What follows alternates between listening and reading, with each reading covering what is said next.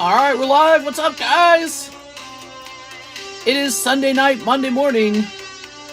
Traditionally a very slow day for us. We'll see how it goes. Alright.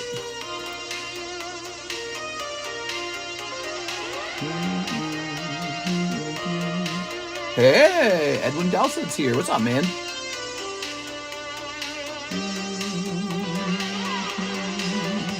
Alright. This is going to say Pokemon card physiognomy. No, let's say, let's see.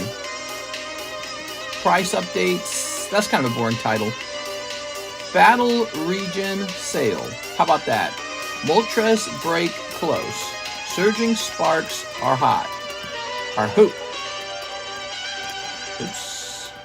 Live card shop. Alright, there we go. Actually, let me hit, let me go back here. I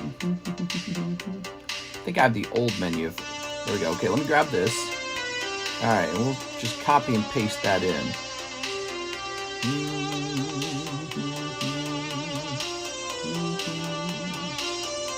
Alright. See, I'll know if it's new. Oh, it's not the new menu. I don't think it is. No, it's not. Oh, no! Alright, hold on, wait. Wait. You guys, be good little boys and girls. I have to go do something on my other computer. So what I have to do, I have to run to the other computer, and I have to upload the changes to the menu in order for them to come over here, I'm pretty sure. Let me just double check. Let me make sure that the change is not in. Yeah, I can tell it's not in, so I'll be right back. You guys stay right there.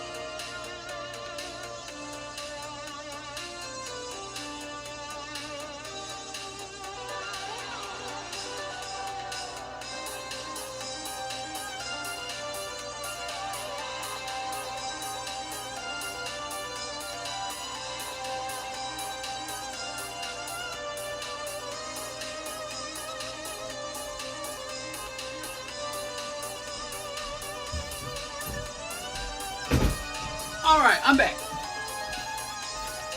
Let's go get that menu update. So I think I know what I did wrong. I was looking for the menu update in the wrong menu. Hey, what's up, guys? Hey, Six. So it would have been in here, actually. And let's see, did it... So there, yeah, it's there. Good. Okay. So I'm going to grab that. I'm going to carry it over here. Copy, paste.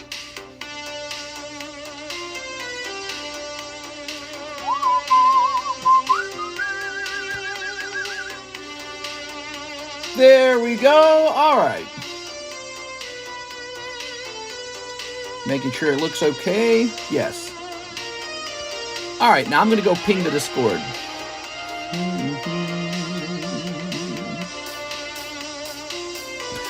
Love flame.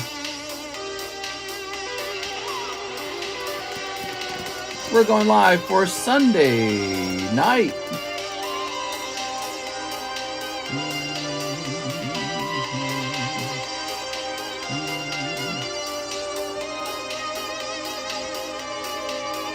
All right.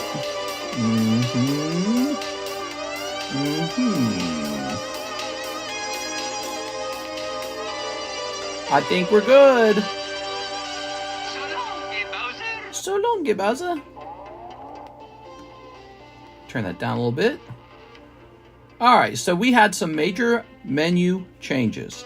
One change is that for a lot of sets, you can see the box price now. It's pack price / box price. So pack and box. EV Hero Pack, $250. Box, $75. So that's a simple change for convenience. If you guys like that, let me know. If you don't like it, you can also let me know, and I'll go in and get rid of it all so that it looks cleaner. But if you like seeing the box price on the side, then let me know that you like it. Also, there's some little arrows pointing up and down on some listings showing that they went up or down in price. This is just to help you understand what the market's doing. So, you know, I was surprised, like, some stuff really went up. All the Magic the Gathering collector boxes, way up. Magic the Gathering collector boxes have gone way, way up. The XY era stuff, way, way up. XY era is very expensive right now. Let me look at it. Yes. Fates Collide now $36. We were selling it for $20 yesterday. So, Roaring Skies 40, XY Evolutions 40, Breakpoint 38, Primal Clash 43. These are all updated prices. They're really prices to have those packs kind of sit there and not sell too fast. We don't want them to sell. We're tracking the price change on those, and those price changes are super impressive. So people are gobbling up that product right now. And it's not a surprise. The Roaring Skies, the golden Rayquaza from Roaring Skies, that's a $2,000 card now. So, you know, as a PSA 10. So times have changed. That is my message for you guys today. Times have changed. All right. Well, let's click on this. We have a really large Joseph Jones order. 2 packs of Dark Explorer. Yeah, the Dark Explorer kind of looks not so crazy in its price after the price jump in the XY era. Because it's like, well, that's Black and White era. It's the era before that set. Oh, so these are on sale. Let me look this up real fast. We have something called November sales. Let me see. Yeah, November sale. So it's at the top of the menu. Just 2 items in that menu. Pokemon Battle Region and Lost Abyss. I could add more to this menu, but we'll see. I might even remove the Lost Abyss. But yeah, Pokemon Battle Region, $68 a box. Not bad. I might open a box of this for myself just for the next PSA submission. All right. I noted that these got cheaper over time, and I'm sure they will bounce back up and get more expensive. But for now, I am just liquidating. I'm not going to wait for them to go back up. Not that I don't think they will. I think they will. I think all Pokemon product generally does. Nothing's really the matter with Battle Region. It's a great set. I actually think it's a very fun set. Ugh. We've got Surging Sparks. It is a $6 a pack item. There we go. Because I went and I looked up my restocking fees, and they were going to be really high. So Surging Sparks, expensive. My short, too long don't read version of what I was going to say today is Pokemon cards on the rise in cost. All right, there we go. Logging in here. Let's check out what we got going on. Pokemon cards on the rise. What's goody, mister? I hope all is well with you. Good to see you tonight. I needed a CardConomist stream tonight. Life's been kind of rough. You seem to help brighten the day. Oh, well, let me begin by being very negative. No. We were saying that yesterday. I'm a little bit of a negative Nancy. Well, I hope your day is going to be better tomorrow. You know, no matter how bad things are going, maybe you're in a fight with your girlfriend or boyfriend or parents or brothers or sisters or friend or boss at work, or maybe you've been laid off, or maybe you're just tired of work, and maybe life seems a little bleak, just repetitive or something like that, or maybe you've got a health condition or a financial catastrophe unfolding in front of you. Whatever it is, you're still alive, and you can always have another day. You know, it's not over. I guess until it is over. One day. But yeah, I mean, that's generally how life is. If there's one thing that doesn't change about life, is that life's always changing. You know, so if things are good now, you got to really enjoy it and savor it, because one day things won't be so good. And if things are bad now, if you work really hard, they'll be good again one day. So you just got to struggle, you know. It's a big struggle. That's all life is. It's one big struggle. Here's Joseph Jones with 2 packs of Dark Explorers ordered 1 hour ago. All right. It's this up and down struggle. That's what life is. And right now, life is not too bad for me, and I bet you one day it will be. One day I'll struggle with something. All right, here goes. Like the Dawson's Creek guy. Did you hear about him? He was diagnosed with colon cancer. And, you know, that got me watching a video where the doctors said there's a shocking increase in colon cancer in young people of like 11% or something like that. Some huge increase. And it is now the #1 cancer killer in young people. Torchic, people under the age of 50. That includes me. Here's Vanillite. Here's Bulbasaur. Here's Slowpoke. Here's Lillipup. Oh. We've got Ponyard. Ooh. Andre Mister's Pep Talks. Oh, there you go. You got an EX card. Very nice. Water type? Looks like a water type. What could it be? Oh, Kyogre. Wow, that's a really nice looking Kyogre too. Wow. Super cool, man. All right, very good. We're going to take that. Don't worry, one day it will all be over. Advice from Mister. That's right. And then the sun explodes. That's actually true. The sun explodes one day. The humans will never have enough power to stop the sun from exploding because we get all of our power from the sun. It's the basis of all energy. So we get our power from the sun, maybe like from gravity and stuff like that sometimes, but it's coming from the sun. Most energy just comes from the sun, right? There we go. And one day the sun explodes, so it's all going to be over. Don't worry. All right. It's like a Dark Souls stream. There you go. I love Dark Souls. It's such a great brand. I hope they bring it back. I hope there's a Dark Souls 4. I don't want Elden Ring 2. I want Dark Souls 4 actually. I think there we go. I think I'm holding these. I want to adjust the wire. Let's go ahead. Let's go through this and then I'll adjust the wire. Here's Drillbur. Here's the Rua. The wire's like not well set up right now. Here's Joltik. Here's Chansey. All right, you ready? You got an uncommon reverse holo. Oh, Prinplup. And a rare Bisharp. Pack number 1 hot. Pack number 2 not as hot. But the Kyogre is a really great pull. Congratulations. If the sun explodes at night, we're fine. Yeah, if the sun explodes at night, I'm not even going to notice it. I'll be busy sleeping. We are. Who even needs the sun? There we go. All right. Very nice. Okay. The sun is probably a misogynist anyways. Stupid misogynists. The patriarchy? I'm joining the 4B movement. I'm going to shave my head. I love shaving my head. And I'm only having sex with women. No men. They could beg for it and they won't get it. So Joseph Jones. I need to make that the title soon. I'm joining the 4B movement. All right. Let's grab this. Haha. Hashtag cancel the sun. The sun is a misogynist. Dark Souls 4 coming to only PlayStation 6. If that was true, I'd buy a PlayStation 6 in a half heartbeat. I'd buy 2 of them just to make sure I have enough. Ooh. That's nice. You want to see this baggie again? You got a nice bag going on here. Back in the pile. This is gay. Yeah, this is really gay. All right, guys, back into the pile. Shiftry, Celio, Raichu, Jirachi, Frostlass, Alakazam, Flareon, Scizor, Munchlax, Eevee, Glaceon, Infernape, Steelix, Munchlax, Porter, Carvana, Wheezing, Hippowdon, Espy. I need to read how. Man, I just sleeved everything for you, didn't I? Ooh, Darkright's cool though. I just sleeved all of them, and even if they weren't a rare card. Only stars much larger than our sun can explode in a supernova. Nuh-uh. Read the rest of the order. A spot in the kitty cat break. Oh yeah. Kitty cat break time. Now, I am free to play with this wire. We want the wire to come a little more to the left side. Not the far left side, mind you. All right, is that good? Is it going to stay? All right, hopefully it stays there. The kitty cat is finally moving. Somebody felt pity on the kitty. There it is.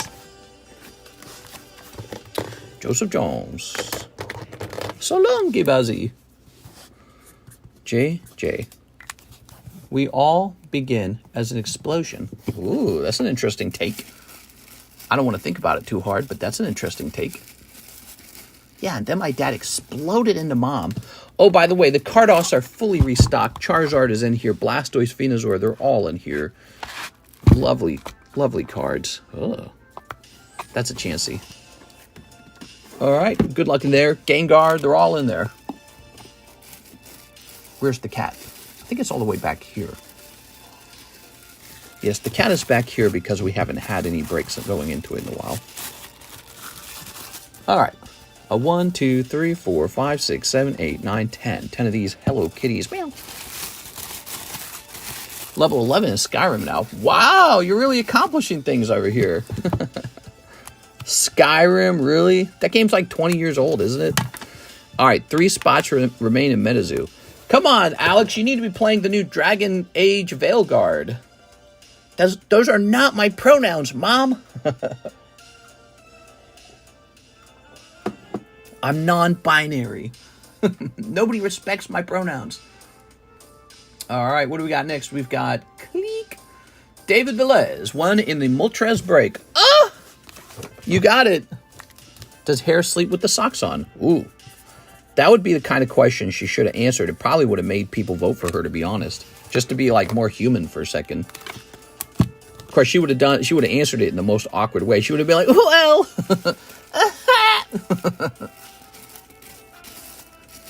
There we go. Let's say she was on the Joe Rogan podcast. Well, Joe. Maybe a little. All right, that's going to say 10. There you go. Maybe it would have helped her if she got really drunk and went on an interview. I think the sun would have to be 3 something times bigger to create a black hole. Yeah, me too. Almost as big as Aaron Brecken's mom. Does Harris wipe front to back? That's a good question. 3 spots left on Blaine's Moltres. Here's Luis Barrera, 1 surging. Ah, this could be the surging. This could be it. It only takes 1 pack, really. Although I have to say, Luis, there's a minimum order of $7, okay? So next time, grab 2 of them, okay? Here we go. I don't want like $106 orders. Mainly because I get a flat PayPal fee every time. That's the real reason for that rule. So every time someone makes an order, it's always a little 50-cent fee. And so the smaller the item becomes, the larger the fee becomes a margin of the cost of the item. That's a lot of words. Too bad I ain't reading them. Where's Lewis? Mr. Lewis. I don't have it written down anywhere, so I always just have to tell people. Oh my god, I got too many of these empty little boxes. I need to put them into use somewhere. I like these empty Pokemon boxes. I use them for things. Oh my god. I'm about to freak out. What is this? It says Marvel Booster. Oh, we used to host Marvel Booster packs. This is who? Luis Barrera. Not to be confused with Luis Matera, who is almost a similar name, but not. You didn't need a new bag, did you? He didn't say new bag. And what is this? This says, okay, throw this bag away. I'll give Walt credit. He owns no stock. Oh, yeah, I heard about that. I don't know. That might just make him kind of dumb, though, right? There. This Luis Velez bag is expired. It's, like, really expired. Hold on. Look at this Luis Velez bag. It's from 9/23. Okay. We are looking for Luis Barrera. Oh, these are some old bags, man. Lady Cact. Okay, I think he needs a new bag. He's getting a new bag. There it is. Does Harris chew on her toenail? If she did, I'm voting for her. No insider trading shenanigans like its fellow Democrat Nancy. No, that's a big problem. It really is. The insider trading is unfair and unethical. Everyone knows it. And she just gets to kind of waltz around and, like, we all know she's doing it. Republicans, too, if Republicans are doing it, I feel the same way. Republicans just waltzing around cheating at getting rich.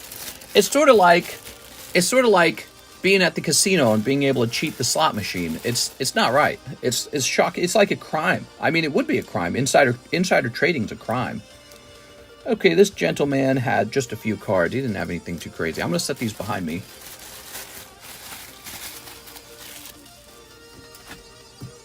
Let's see. We have an order from Raul Batista. 10 PSA 9. 10 OP9s. SR and up only. Please, I have a bag. All right, you got it, man. Let's pull those golden mangoes. 1, 2, 3, 4, 5, 6, 7, 8, 9, and a 10.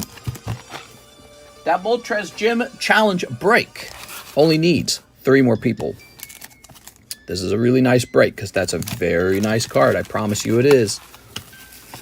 All right, here's Metal Charizard 160.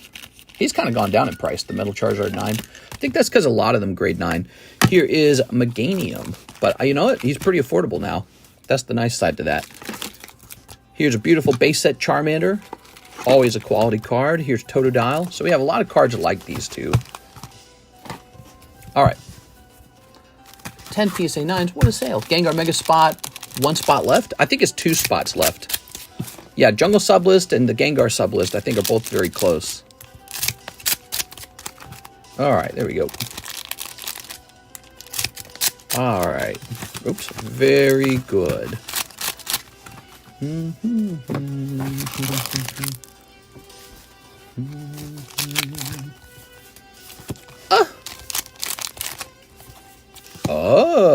Konnichiwa.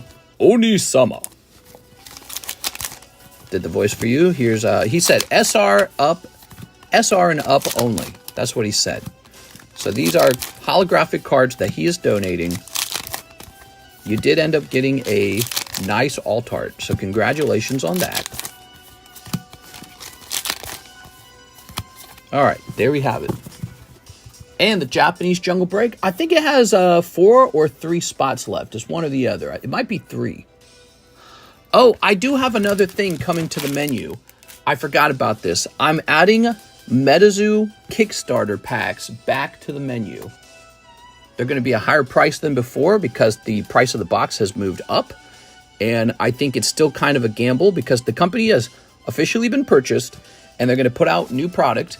And we don't know how well it's going to be received. But if it's received well, then again, I assume older Metazoo products will go up in value. So I said my audience should benefit from that. So I got more Metazoo. I got the Kickstarter Metazoo. I think what we'll do is we'll put that into a, let's see, clicking on this. Sky Henderson, 3 packs of English, Surging Sparks. Alf? You really want Alf? I mean, I can get Alf. I just don't think anyone will open it. Okay, here we are. We have Sky Henderson. Hello, Sky Henderson. How are you tonight? Ooh, man, it's always too warm in this room. I swear to God, it's always too warm. Panseer. All right, guys, this whole stream is just going to be me opening up Surging Sparks for myself. What do you think of that? We've got Tapu Lele. Rabaska. It's time for me to start putting some cards together for a new submission. Lovely, mister. Yes, quite lovely. Lovely. Who uses the word lovely? Indubitably. It's so lovely. So, Sky Henderson, which box would you be in? JKL. You're either in the SA box or the SH box, one or the other. Let's check the SH box first. Shirtao, Skylar is in here. Shane. Oh, this is expired. Sean Miller. Well, this is expired too from the looks of it. Look how old this Sean Miller bag is. This is from all the way back from 12/22. And people just abandoned these bags, man. Look at it. It's mostly junk. You can just see it's like junky stuff. Hollows. All right. So I'm going to go put this in the... It's a new month, right? It's 11 now. Oh, yeah. So this... Yeah, that's expired properly. This one's not expired yet. This one, they still have a month. Okay, put that back. That goes in the little box over here. So what I do with those abandoned bags is I actually just let them sit a little longer, but they're not up on the shelf, which is really nice. We get them off of this shelf so that we have more room for your guys' stuff, which really takes up a lot of room. So we don't have spare room. We often have to have stuff going into overflow boxes. Okay. New bag, Sky Henderson. Do you still want me to send you a message on Discord about poker cards and stuff? You can do that, I don't mind. There we go. All right. If you ever see something interesting, there we go. There we go. The funny thing is I already checked them, so you and I are both checking them. I checked them on my own schedule. So you're just seeing the same things I'm seeing. There we go. Boop. Pop this over here. Indeed, RNGesus is a cruel master. A cruel what? Konnichiwa, master? Oni-san? All right, it is Sunday night. Sunday's one of the slower days of the week. Traditionally, so is Tuesday. Sunday and Tuesday are never good days for me, although sometimes Tuesday's surprisingly good. Let's go ahead and just sort of gather up the things that are going on today. So we have a new thing where we have an older product that is on sale. It is this stuff right here called Battle Region. It's from 2022. It's $68 a box. And if you want, I can host a box break on it for, $34 for 2 people? One person takes the whole box if you'd like. Or we could do 3 people. What's 68 divided by 3? It's going to be like 69 divided by 3. 69 divided by 3. It's going to be $23 each. So we could do a box break. Let's see. A box battle, I should say. This is the November sale item. It is Battle Region. You might be interested in it. It's a very lovely set that has reverse holo Pokemon that have Pokeballs on the reverse holo. In fact, it kind of predates the Master Ball idea that Pokemon eventually releases. Well, Battle Region introduced Pokeballs on the reverse holos as the reverse holo pattern. It was a very nice look. And so it looks a lot like, believe it or not, it looks a lot like Pokemon 151. So this set right here, when you open it, you get reverse holos that look like one. Do I have a box nearby? Maybe I can just show you. It'd be nice if I just had a box nearby, huh? I don't know if I have an open box. Yeah, I'm not seeing an open box. It would be so easy if I just had an open box nearby. I'd just show you. I mean, I could open this box if I wanted. As Misty Starmie. Yeah, it's got Starmie. It's got Garchomp, which features Cynthia. So it's kind of a girl card set a little bit. It's got Melodic in it. It's got Superior in it. It's got a lot of cool Pokemon, actually. This room is just too warm for me. I just warm up when I'm streaming. I think it's all the energy my body starts to produce when I'm talking. All right. I'm never comfortable. I'm always too hot. Battle Region box break. Box battle.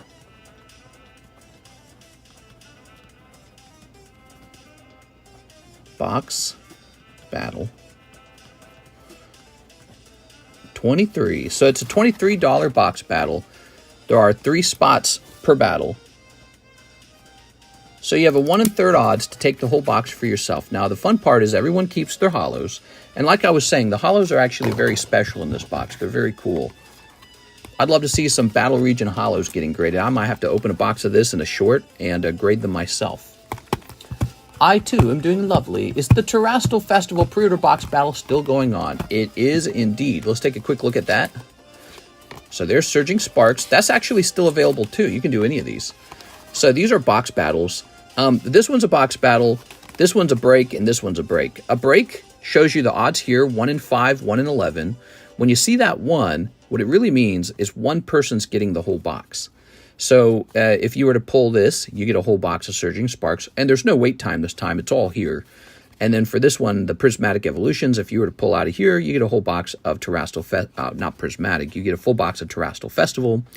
I have 12 cases of that coming. I think that's going to cover us. I think. I could get more. 12 cases. That was a lot of money. So there's 5 of those. I hesitate to overbuy on the Japanese side these days because, you know, once the English set comes out, a lot of the times the sales really slow down on the Japanese side. Not 100%, especially if it's really popular, but they do slow down. Probably, and it makes sense because you're splitting the product in 2, right? Sheesh, 12 cases. Yeah, plenty of boxes. 12 might be enough for us. I might need 20 boxes in the end. But I'm building that up if I really go all the way to 20. All right. The scary part is when you start to buy up so much product, the scary part is that after the product releases, if customers don't really like it and it just sits there, you kind of have to try and dump it a bit because your money's wrapped up in a very expensive way in a set that's maybe underperforming. And what happens is the distributors behind you, they drop the price. So they go, oh, this isn't popular? Okay, well now it's 75% the original price, 25% off. So all of a sudden, you've overpaid for a product significantly, and you just kind of have to get rid of it and hope to get most of your money back and not even profit. You're just actually breaking even if you're lucky. But you can lose money too, you know. And so, you know, when people want to get into maybe like being a card shop in the style that I'm doing it, or any card shop really, you don't realize some of it's very much like gambling for the card shop owner because of the weird nature of the inventory. You know, this idea that this is a product that either going to get really expensive or no one's going to like it and it's going to get dumped on the market. That's a gamble, dude. It's scary. And you either have enough or not enough. Here's Anthony Frank Haymeyer, paying off Dark Slow King. You got it, man. All right, let's jump over here.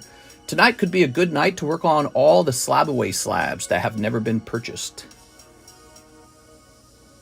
Because if it's a slow night, we could do something like that. Anthony Frank Haymeyer, PSA 10, Dark Slow King.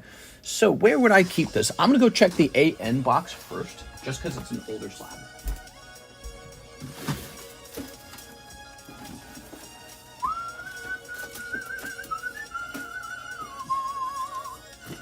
All right. I think you are in the main box.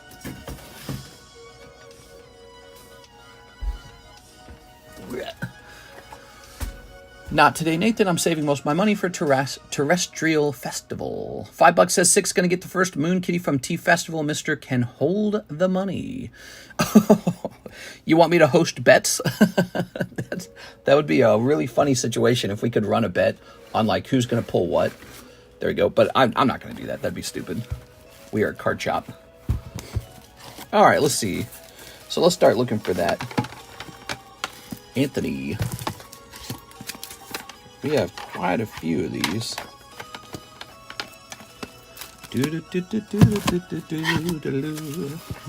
Ah, here we are. Oh, fancy. That's a fancy one. You got a good one. Congratulations.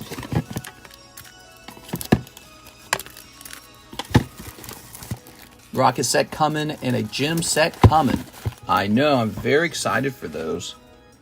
Now's a good time to have a lot of cash, because you didn't stock up on Twilight Masquerade like maybe that one guy might have told you. Okay, Anthony Frank Haymeyer, it's all yours. Boop. Thank you so much. Okay, cool, man. And with that, we have an empty queue. Well, it's just me and you guys hanging out tonight. We got 93 viewers. Let's talk about the giveaway. I like giving out stuff. Here is the Flareon giveaway, but I believe we have a LaFlame giveaway to finish from yesterday. Mr. LaFlame, the very mysterious Mr. LaFlame. He's generous and mysterious, and he has a baggie of Surging Sparks cards he's handing out. So you'll want to type in LA after this. Let me go ahead and update it. It's not actually updated. Typical Sunday. Sundays always seem to be a little slower. Like, I think a lot of people blow their load on Friday and on Saturday. And then the third day comes around and it's like, well, I don't got any money and I'm going back to work tomorrow. Roll it. Puzzles are hard. You get in right away. But that's okay. We get some sales on Sunday and we hang out. Gives us a chance to gather our bearings. And I've got so many slabs to price all the time. I can just sit here pricing slabs. We can talk about the card market and how exciting it is. Speaking of exciting, Bitcoin hitting 81,000, by the way. So if you had just bought nothing but Bitcoin, you would still be worse off than if you had just bought nothing but NVIDIA at the beginning of the year. Did you guys actually see NVIDIA? It's up like 200%. It's actually bonkers. And we talk a lot about crypto. Crypto gets a lot of media attention. Man, they do not talk about how insane NVIDIA is and how well it did. That's a regular stock for a chip making company, and it is doing better than Bitcoin. But Bitcoin's still hitting 81, proving the gold guys wrong. The gold guys versus the crypto guys versus maybe traditional stocks. I don't know. But yeah, I mean, Bitcoin's doing very well, man. That's pretty sweet. Let's get him a proper tag. All right. There you go. If I just put my whole portfolio into Bitcoin, I would actually be doing better than my current stock sort of like layout. But then again, if Bitcoin had done really poorly, I'd be kicking myself in the butt going, oh, you idiot. You gambled and lost. There you go. Very nice. Yeah, because Bitcoin has done very well this year. I guess I'm a scaredy cat. You ever sell any Avatar: The Last Airbender cards? Well, yes, we have that on the menus under the Weiss menu. You'll notice Weiss is split into English and Japanese now. There were a lot of menu changes. I did some updates on the menu. I'm not done with the menu updates. I'll probably have more, but right here. So if you like The Last Airbender, that is English Weiss, The Last Airbender. Those are for sale. I think they're like $5 a pack. They're pretty good. You can pull like a stamped Aang out of here. Aang. And we sold through multiple cases of this, actually. It's quite popular. Usually what would happen is one or two guys would come around and start buying it all. And then when they've got their fill, they go, all right, I'm out of here for a little while. I'm not buying any more of that. Now, who else? Who else? Can refresh. Yeah, just waiting on orders tonight, guys. So if we're having a slow night, let's talk a little bit about those menu changes. I wrote a list down in our announcements channel in Discord. I wrote it down. So it says, here are some of the changes to the menu. I changed Slab Away cancellation fee to include the PayPal fees. So let's say you need a $1,000 refund because you cancel your Slab Away. Well, I pay like 3.5% on that cancellation. That's a lot of money for $1,000. So you have to pay that fee at this point. If you cancel your Slab Away for some reason, which is fine, but you got to pay that PayPal fee, not me. I don't want to pay the PayPal fee. All right, next, and I think that's fair. Number 2, I changed the clearance menu to November sale. So from now on, I want the clearance menu to sort of like rotate between interesting things. So that's the idea there. The Metazoo category has dropped down the list of things to buy. Many card sets moved to the other card set category in the secret menu. You guys know how to get to the secret menu? It's a link. You got to click it. So you click on that link. So a whole bunch of sets moved over there to get off of the main menu. Updated the main menu to include the box price of many sets. All right, so I think people like that because some people just don't know how many packs are in a box. Deleted some unnecessary emojis. New up and down arrows show price changes for a little while. New Marvel category. So we used to have Marvel product like spread all over the place. Weiss Marvel, Topps Marvel, Impel Marvel, Marvel Fleer. Now it's all under one category called Marvel. So it's all in one place. New Magic sets. Yeah, so last night I spent a couple $1,000s. We are getting the Gathering Foundations collector box or something like that. I think it's called Gathering Foundations. You can actually scroll down and pre-order it if you want. We have a Fallout restock, collector box restock coming in, and a Lord of the Rings collector's box restock coming in. Those are very good. The Fallout's already available. I think I had a couple packs left. But other than that, then I'm out. So, but nothing crazy has been pulled from Fallout. So maybe those packs are high. You never know. Number 10, we're going to add Venmo to the menu. I never added Venmo, so I need to do that. I was looking up how many people use Venmo. It says a lot, so we need to get Venmo. Weiss split into English and Japanese categories. That actually helps me shorten the main menu because I no longer have to type English or Japanese per listing. That actually saves a lot. Also, it just looks nicer. We went to reprice the Disney 100. This is just more like a note. We were going to reprice the Disney 100 Topps Chrome, and it actually went up in price, not down in price. Wow. So even though they released more Disney packs, the Disney 100 anniversary is, I guess it's very covetable. They really, is what people want. Topps Chrome Sapphire Star Wars drops way down to $38 a pack. Whew. So I'm losing money on that one. Let me show you. Well, let's see. Not too much, right? How much of this did I actually manage to sell? Yeah, that's pretty bad, actually, because I think there's only like 6 per box, or was it 8 per box? Do you guys remember these? So I guess these have fallen in price, and I didn't manage to sell through before the price dipped.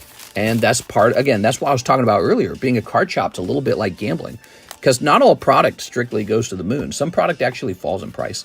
So this was much more expensive on release, and now we've got a new Star Wars Chrome set out, and unlike the Disney pack, this one actually fell. So this one's like, it feels like it's on sale. It's now $38 a pack. Pretty affordable. There it is. So if you want to try these out now's a great time. And I don't know if that's the bottom price, but it might be the bottom price, because I don't know how Topps Chrome packs can get much cheaper than that, especially Topps Chrome Star Wars. 38's really low. I was expecting it to be like 45 at the very least. But there it is, Topps Chrome Sapphire. That has numbered cards and signatures and all the good stuff in it, and it is so reasonably priced now. Very nice. So that is a change in the menu. All right, and then what else? Lorcana Disney. That's the base set for Disney Lorcana has gone up. Okay, so Disney Lorcana still going up in value. And the last update, massive price changes on the Pokemon XY era. Those notes were all placed into our announcements channel in Discord. Be sure to join us over there if you want to see future announcements. And join us over there just because you want to be part of the giveaway. We do a monthly giveaway in our Discord server. Caleb Ibarra says, one spot in the Moltres break. Ooh, Moltres break could go off tonight. We just need 2 more. Here it is. All right. What's up, Caleb Ibarra? You did pretty good grabbing that box because when I went to restock them, the Charizard boxes, when I went to restock them, their prices had jumped. There we go. I was like, ooh. We got more boxes like that on the way, though.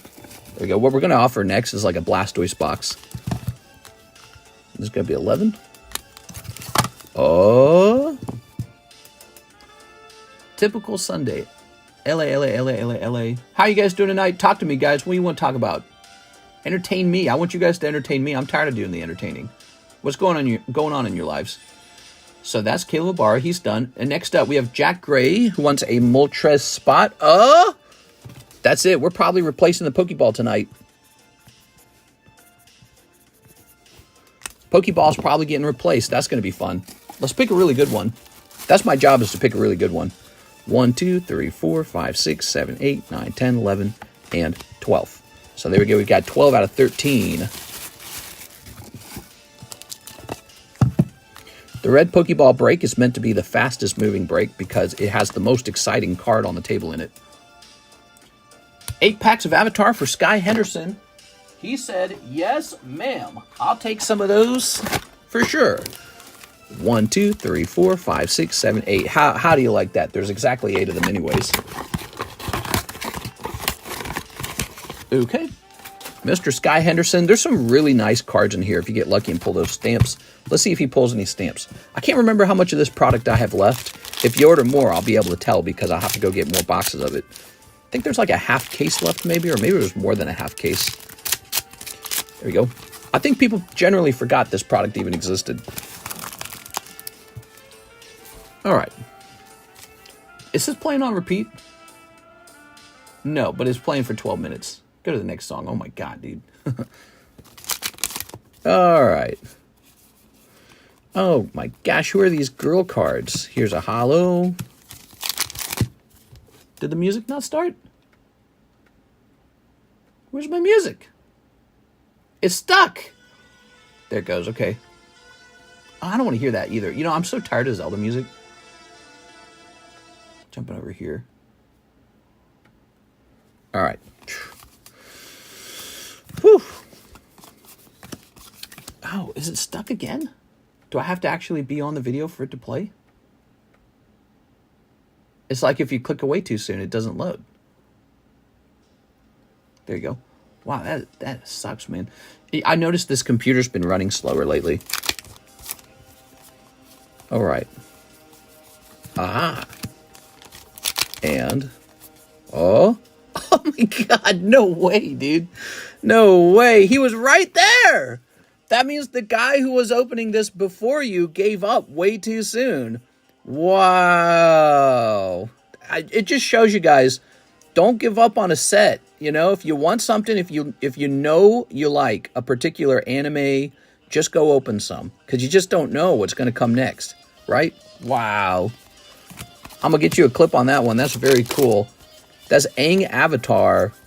And now that wouldn't be the only stamp in the box, I presume, if there's enough booster boxes left in the case. I don't know how many boxes are left.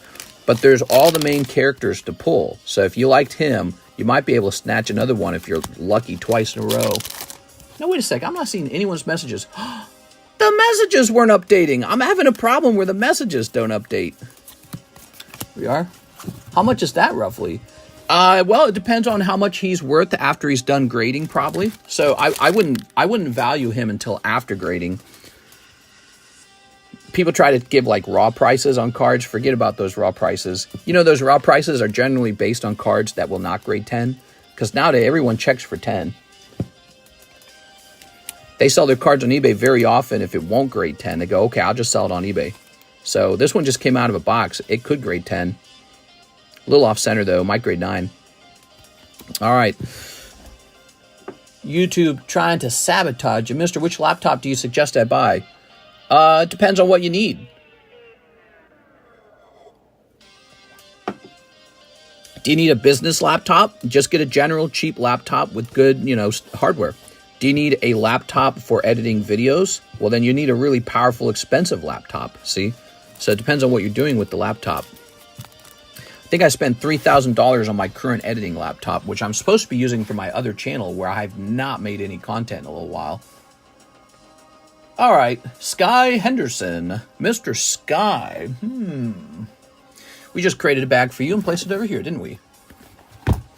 Just for entertainment and to take classes. If I were you, if you're getting a laptop for classes and entertainment, buy a really cheap laptop in that case, as cheap as you can. Unless you're taking a class that requires you to run like computer science simulations, if it's just for note-taking, do not worry about the entertainment side. Just get a very, very cheap laptop and do not worry about getting an expensive laptop, in my opinion. Raw, it's around $100. I got these counselor classes I have to take online. I want some Swiss. YouTube trying to sabotage Mister. Yeah, I mean, if you just need to do some simple task, get like like a notepad kind of laptop. They make those really, really cheap ones that are just like $200, $300, and they don't have like super high specs or anything. Buy like a really, really cheap, low quality one. Or you can look for like a refurbished one as well. That's another trick. Go find like a refurbished laptop. Yeah, I wouldn't spend money on a laptop for education necessarily. I mean, what's it going to do? Like load a website and the website's just going to be a document? You know what I mean? Okay, Kendo Pelor. Kendo Pelor new here. 12 Surging Sparks. What's up, Kendo? Now, Kendo, the price on the Surging Sparks is $6 a pack. So you're off by $1 per pack. Is that okay with you? I need to adjust it. Wait, let me make sure that I'm not wrong. Yeah, so you sent 60, so I can get you 10 packs. 1, 2, 3, 4, 5, 6, 7, 8, 9, 10, like that. The cheapest laptop you can get is at Low Cost Strip Club. Oh. Gaming, editing, or work. What the? 10 then. Yeah, I know. It's $6 a pack. I learned I need to sell them at $6 a pack or just hold them. All right, here goes Kendo Pelor. Ready? Mr. Kendo. It sucks. I wish I could get the product at a cheaper price. Here we are. I need to find a way to get this product at a cheaper price. That is the bottom line. Snipping this. And snipping this. Would you buy a pre-owned console if it was a lot cheaper than new? New, guys, am I right? Would I buy a pre-owned console? Oh, absolutely. Yeah, those consoles run for a really long time. They're great. I would definitely consider a pre-owned console to save a couple hundred. Now, if the price is not very different from a brand new one, just get the brand new one. So it really depends on how much you're saving. So if you're only saving like 50 to $100, just get a new one. But if it's like half off, go get the pre-owned one. Nothing wrong with pre-owned at all. Look for somebody selling their personal console, because if you get it from an actual refurbishment company, they're going to push that price up to the edge as high as they can to that sort of like demand supply line. But if you buy it from somebody who's just trying to cash out, like a motivated seller, he might just be getting rid of his junk because he's got a problem, like a car problem. So look for somebody like that. Just get a used one if you want to save some money. Your boy Russ. Yay, I did it. Yay! What's up, Russ? 50 months. Oh, no. Are Chromebooks good? Chromebooks are low hardware spec devices that are meant to run on the internet mostly, right? That's what they are. That's the idea of them. And in theory, I feel like because it's a brand name, it's like Google or something like that, I feel like you're going to pay more than if you just got like some no brand name laptop or like a lesser well-known brand name. Shinotic. So this could be it, Kendo. You could get an Altart right here. 3 packs remain. Come on, Kendo. Terrapagos.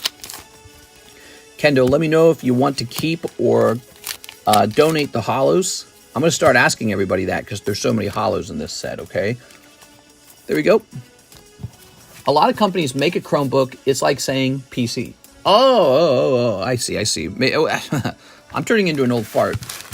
Last time I looked at the word Chromebook, it was for a Google Chrome product. And it was like, the idea was that it would connect to Google Chrome and you'd have all your data on the internet. You'd have the cloud and all that. So maybe it's changed a little bit. Kendo Pelor. Karis and I really donate to 6. Wow, man, I need a friend like this guy. All right. Here we are. Thank you, Mr. Kendo. You're too kind. I know tonight's opening was not the SAR Pikachu, but that's just the nature of opening packs, you know. Chromebooks are junk. It's literally a tablet with a keyboard. Chromebook is just a cheaper laptop running Chrome OS. Asus, Dell, HP, Lenovo, lots. Yeah, and I think I was kind of suggesting to Troy that he could just get one of those for school. You don't need a fancy laptop for school. I made it through school on a laptop that was one of those cheap kind of like Chromebooks, and it was so bad. It was held together by tape. But I was too poor. I couldn't afford a new one. I was just too poor. And nowadays, I can afford the most expensive laptop I want, which is really nice and feels awesome. But that wasn't how I started. I started out quite poor, and so I made difficult but, conservative decisions on how I spent my money back then. All right, here is Imakuni's Corner. Ooh. Get Asus ROG Strix. That's all I need, nothing crazy. Chromebook is fine if he's only going to a browser for classes and streaming. Start watching videos on here, Troy. TCC, roll it! You wish! Here's an order from Joseph Jones. Shipping in 4 packs of Dark Explorers. Oh my god, dude, that's a big order. All right. 1, 2, 3, 4. 4 packs and shipping. That is going to be one really expensive shipment. Chromebook got you covered. That's the hit. So we're going to do a double box for this shipment probably. Ready? Oops. Double box means there'll be a box inside of a box. All right. We got pack number 1, everybody. We got Chansey, Timber, Larvesta, Squaggy, Carablast, Hooligans, Jim and Cass, Carnivine. Okay. Ooh. Oh, there's 2 Umbreons in this set. That's why I liked this set. You know, when I pick a set to add to my inventory, there's always a reason. Like, I could grab any box, but I always decide on a particular box. And I must have said something like, this is a double Umbreon set, and it's underpriced for having 2 Umbreons in it. Okay. Just like I like the Dragon's Exalted set, too. It's got the shiny Rayquaza, Joltik, Vanillite, Torchic, Clink. Ooh, Haxorus. Damn, dude. Look at this hollow Haxorus, everybody. That's crazy looking. Dang. If that grades 10, I think that one card might pay for the pack. And still give you a shot at going into another pack. That looks really good. Here's Electric. Set that over there. Torchic's nice. What? There we go. Groudon, Raikou, Entei, Full Arts. All hits. Oh, yeah. That would be another reason to be in this set. Great set, man. Okay, ready?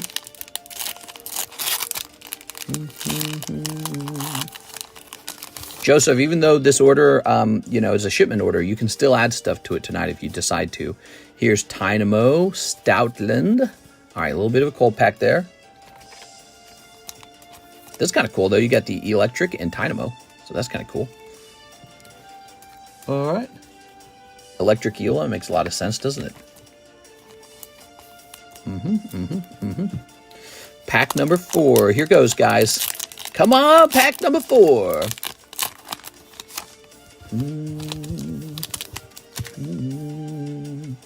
Ducklet, Joltik, Timpole, Eevee, Sandile, Minun, and Heatless. All right, Minum's looking very cute. It looks like Haxorus is going to be your hit pull out of the 4 packs. Ivysaur, MacBook Pro, nice. There we are. Okay. Just remember, you get what you paid for. All right, very good. I'm talking about the laptops, by the way. I'm not talking about these packs. Ooh, the packs are, you don't know if you're going to get what you paid for. You might overpay or underpay, depending on what your pulls are. You might pull out that super hot Entei or something. Ooh, that is really nice.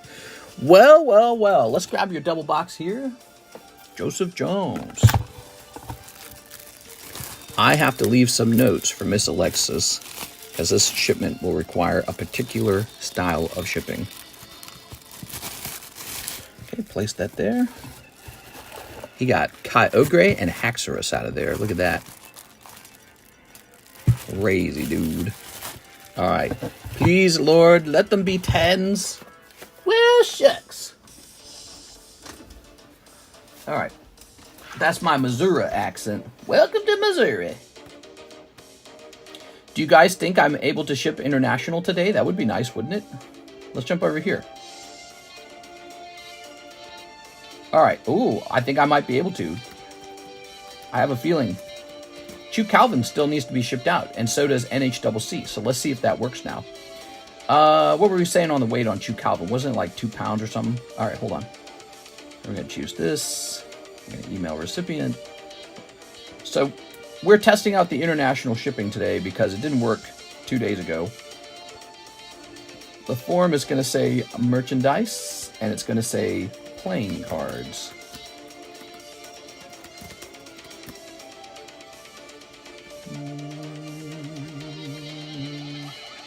We'll set the value to 80, I think, is what we're doing.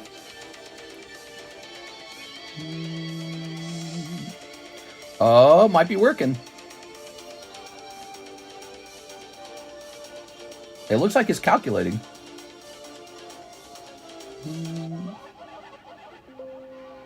Oh, nope. It's still giving me the error. Ooh, what do I do, man?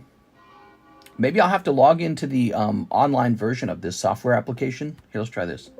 Error occurred. Wow. All right. Well, back over here to Joseph Jones then. When is that going to work again? I need to be able to ship out my packages, man.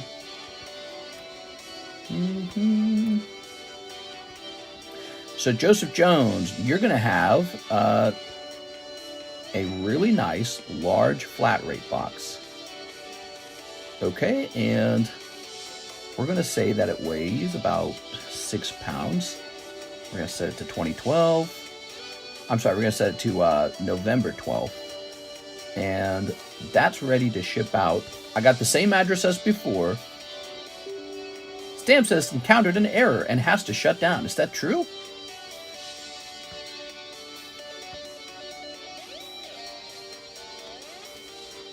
And now it works. Unbelievable. Let's try this one. Nope, Chew Calvin still doesn't work. Okay. I really don't like this software anymore. It's gotten so bad. Okay, there we go. Got your label. Now I'm going to move this over to the other table. But again, you can add more to it if you want. Just give me a moment here.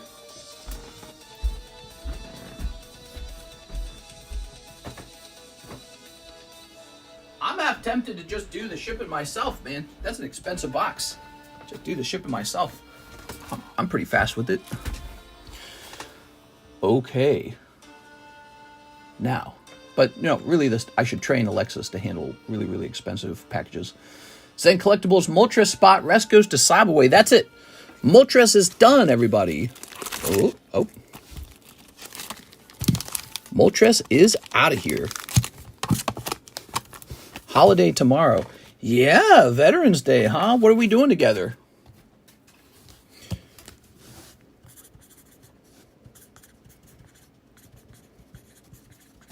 Okay, Zen Collectibles going in. So you just printed my label? No, I have not printed your label at all. I've not printed your label or Chew Calvin's label. The international labels are not printing. It's telling me there is some kind of error. And it's looking like in order to print the international labels, what I should probably try to do is sign into their software in the Chrome browser. So that's probably my next step, is to try that. But I thought maybe the issue was just some kind of bug that would resolve in like a day, but it is not resolved. So we are stuck on international shipping labels. It won't let me print them. 1, 2, 3, 4, 5, 6, 7, 8, 9, 10, 11, 12, 13. So that is very important, obviously, because we got a lot of international buyers who want their stuff. Luckily, your package wouldn't have been picked up tomorrow anyways. Tomorrow is an American holiday, and so there's no shipping on an American holiday. Like the postman, he doesn't even show up. He's like, I'm off. So USPS won't pick up until Tuesday. So I got another day to figure it out before we can officially say your package is getting late. Be like a day late. All right, no, wait a second. We can't be shuffling these up. We got to do this. We got to set this up. So we got 1, 2, 3, and then we need 13 packs, right? 1, 2, 3, 4, 5, 6, 7, 8, 9, 10, 11, 12, 13, 14, 15, 16, 17, 18, 19, 20, 21. No. I'm going crazy. I'm sorry. 1, 2, 3, 4, 5, 6, 7, 8, 9, 10, 11, 12, 13. I am busy thinking about two things at once. I was thinking about slipping an extra card into the packs other than just holos, just to make it a little more fun. And then I was also thinking about how to resolve the international label issue, which is a really frustrating issue for me. But give me a moment here. I think I'm going to slip a bonus card in. Let's see. If I can just find one real fast.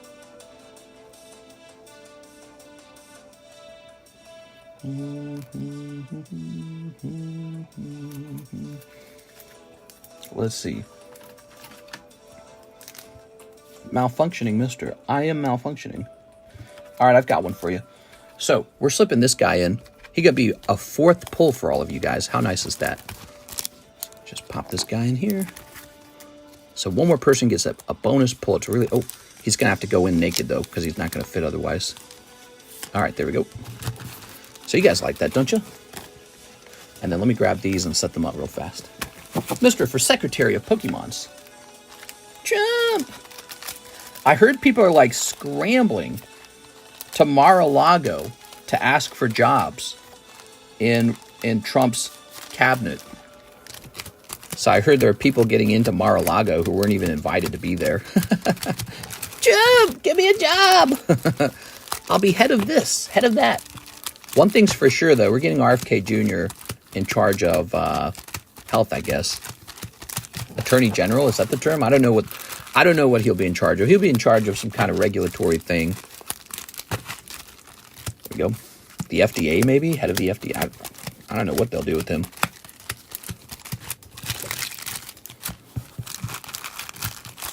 Minister for Secretary of Pokies. All right, give me a number, guys. Give me a number and I'll split this deck.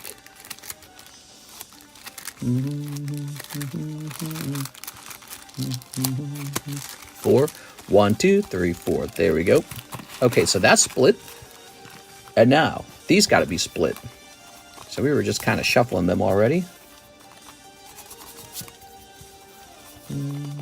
I work today, boo. Nah, you can't be that. You can't be that way. You got to love work. That's how you get money. Money's good. You got to get, yeah, I get money. Just by being here in a place, doing this simple activity or something like that. You got to be like SpongeBob. You guys ever seen SpongeBob? I'm ready. All right, no, wait, that's Krabs. Krabs was, I'm ready for me money. All right, give me another number, guys. Ready for the next number. I'm at work right now. Adrian says 7. 1, 2, 3, 4, 5, 6, 7. There you go, Adrian. Adrian! Place this back over here, and we are ready. Here's Caleb Ibarra pulling Arctibax. Jack Gray pulls Dunsparce. Anthony Kalura pulls Mimikyu. Joseph Jones pulls Spiritomb. Zen Collectibles pulls Dunsparce. Kevin Vu pulling... you got the Gray Ninja. That's not bad at all, huh? Hey, that's kind of fun. You know, I could put a bunch of cards like this into the break if we added like one more spot to it. Say now Moltres was 1 in 13. If we made it 1 in 14, I can use that extra 40 to put some cards like this into the packs. So that's a thought. Here's Kevin Vu. I knocked during last night's stream. I was pissed. Knocked? He knocked? What is he talking about? All right, that's not bad. Here is David Velez. I put him down as Davis. He's got the star card. That means his spot will be moved over to the star card break. There we go. NHCC. He gets the not the Greninja. He gets the Golduck. Probably not exactly what you wanted. Who's this? Jennifer Yap. No way, they were all next to each other. Jennifer Yap pulls the chase break. She's going to be happy with that. Jen! All right, here's Anthony Kalura. Here's Jason Venn. Here's Michael Moore. And Evan Shea. Ooh, imagine I had a miscount there and I had to redo the whole thing. And Jennifer Yap misses on the redo. That would have sucked. That's the rule, though, by the way. If I ever miscount the packs, we have to reshuffle the whole thing. We have to redo the whole thing. It's kind of like putting the crown on the wrong lady for Miss America. All right. She wins too much. I heard my name. What? You did it. You pulled Moltres. She's in, like, every single break, every single time. So if she doesn't win sometimes, it would be pretty disastrous. She's got to have something hit. And today, she is grabbing a Moltres. All right, we're going to reload these. Here's Applin. Yeah, Jen's actually very generous. She has paid for a lot of your breaks. Here's the Apple guy. Here's a little Palkia. So we are reloading our custom booster packs. I liked the little Greninja, the raw card. We could definitely start including those. I felt like it just added a little extra excitement to the packs. Because, you know, pulling the holos are pretty rough. There we go. I could have a rule like every 5 packs, there needs to be like a decent, you know, raw card. That would be interesting. But again, that would actually increase the number of packs we would need because financially it has to all balance out, you know. That was just an experiment there, though. All right. Very cool. Raw Magikarps only. Ta-da! So, these go back in here now. If you're watching at home, that was one of my slab breaks. These are very popular. It's very, it's better in my opinion than even opening up a booster pack because you're definitely getting a 10, right? So, and a lot of people don't understand the value of that, but that is very valuable. There it is. Because so often these do not grade 10. Especially these old vintage boosters. There we go. I see a soul order. He says, I sent for 20 Cardos. Ooh, I like it. I like it. Here is NHCC picking up the Golduck. So the Golduck is kind of like the backup pull. Very nice. Okay. NHCC with the Golduck. And Davis Velez. Is it David Velez? I think it's David Velez.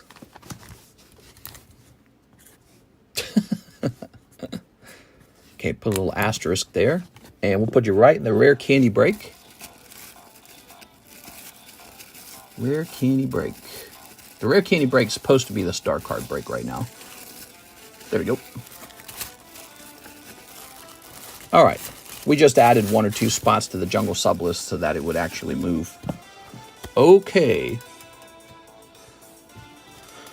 Throw this away. Put this back into the bag. We host a lot of different breaks. There's a broad variety of breaks to get into. And where is the rare candy break? The rare candy break is supposed to be kind of like an expensive card. That's the point of it. This goes up to 19 now. That's 19 out of 31. Just an update. Just a reminder about updating my Subway, says Mr. Zen. What do you mean, Mr. Zen? What are you talking about? What did I do wrong here? Was I supposed to remove it? My second place is gone. What? Okay, am I forgetting something? No. I'm not forgetting anything. It's time for us to pick a new slab for the break. What shall we pick? Adds in the progress on it. Yes. The rest goes to Slabaway. I got you. Okay. So $70 to your Slabaway. That's what you meant to say.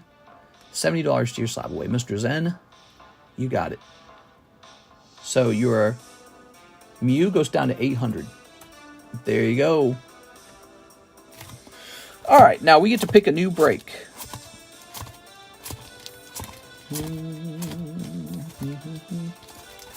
Here's one.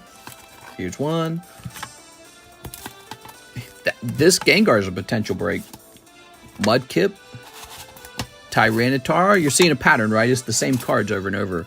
Really expensive Blaine's Charizard. This Pikachu. This Trico. This Gengar. Some of them are really expensive ones, like these two right here. See these two? These two cost quite a bit more. And then some are cheaper. Some are cheaper. Like this guy, I kind of give you an idea. $40, 1 in 12 for the Gengar. Now that might not be true when we actually go check, but that's how it was a little while ago. How much is the Gengar? This is a much more expensive Gengar on the left, the Topps Gengar. This one's a cheaper one on the right, the poker one. All right, let's see. Some other options. We're looking for some other options.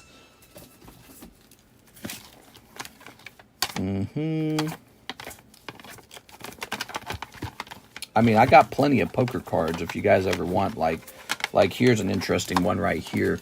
This poker Squirtle, and he's only 200, so he might be pretty fast, actually. That's only like 5 spots.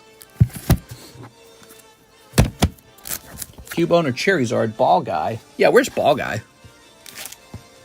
Looking for a couple other options.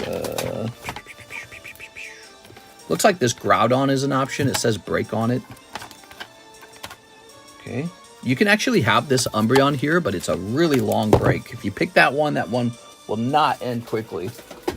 So some of you guys like really short, fast breaks. Some of you guys don't mind a longer one. This Dark Slowbro is an option. So he is an option.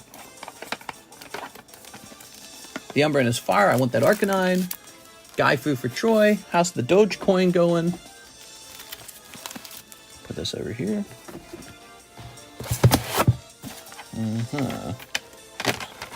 Make sure that all looks good. Okay. Put this back in here.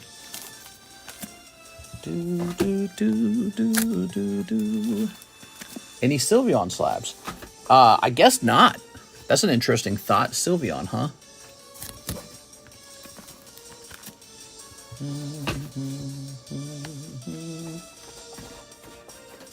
Anything standing out to you guys? Okay.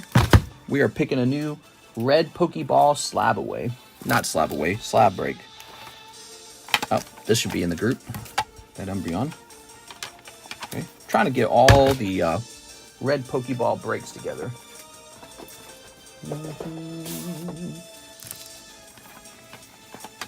These are all really cool, really expensive ones. Those are too expensive. All right. Okay, can we get these put away as well? Put these here. All right. I was thinking the Mudkip, actually. Nobody's calling on Mudkip. There you go. There's Mudkip. Put all them together for the ultimate break. Nah, dude. I hear a lot of people saying Cubone. I heard one guy saying for the Arcanine. That's Billy O'Gilvy. Okay, and here's the Charizard and the Gengar. Really big ones, though.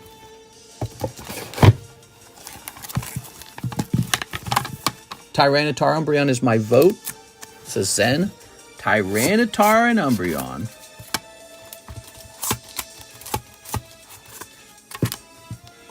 I'll buy it all out, says Billy O'Gilvy. He really wants the Arcanine break. What do you guys think? Arcanine break time?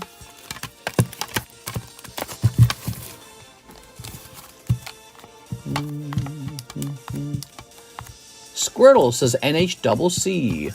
You like the Poker Squirtle? You know the Poker Squirtle is a pretty fast one. He's not a big card. Oh, not that Squirtle. So what's cool about this Squirtle is he is actually a yellow poker card, which makes him about as good as it gets. Espeon. Could be Squirtle and Espeon. What if we did that? Huh? Squirtle Espeon, that'd be an interesting one. It's actually 2 very eligible slabs. Espeon for people who like Espeon, and Squirtle for people who like Squirtle. What did we just do? We just completed a Vintage Blaine's Moltres.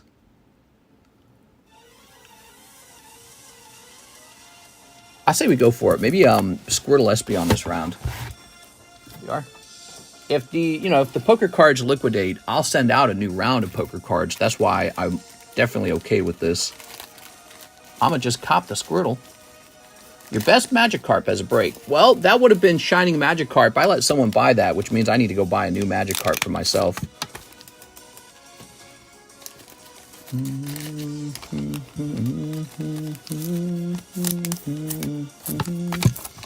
All right, so this time will be a poker break. The next time, maybe we get that Arcanine. What I like about this break is it's a double 10 break, so that's really good. People like that kind of stuff. I want that Cubone, says Joseph Jones. Cubone is popular too. I notice a lot of people call for the Cubone, so we got to do that one soon.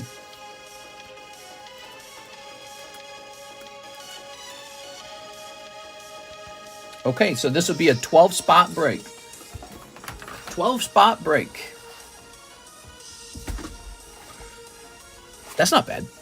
It's actually a lower one, considering you're getting 2 PSA 10s and a star out. Oh, all right, hold on. This guy does need a new sleeve. How about them Chiefs? I saw that they're now 9-0, and that they blocked a field goal that would have been the winning field goal for the enemy team. How crazy is that? What were they fighting, the Broncos or something like that? That showed up in my feed so fast. Everyone else was like, that's the NFL script. It was scripted. What? All right.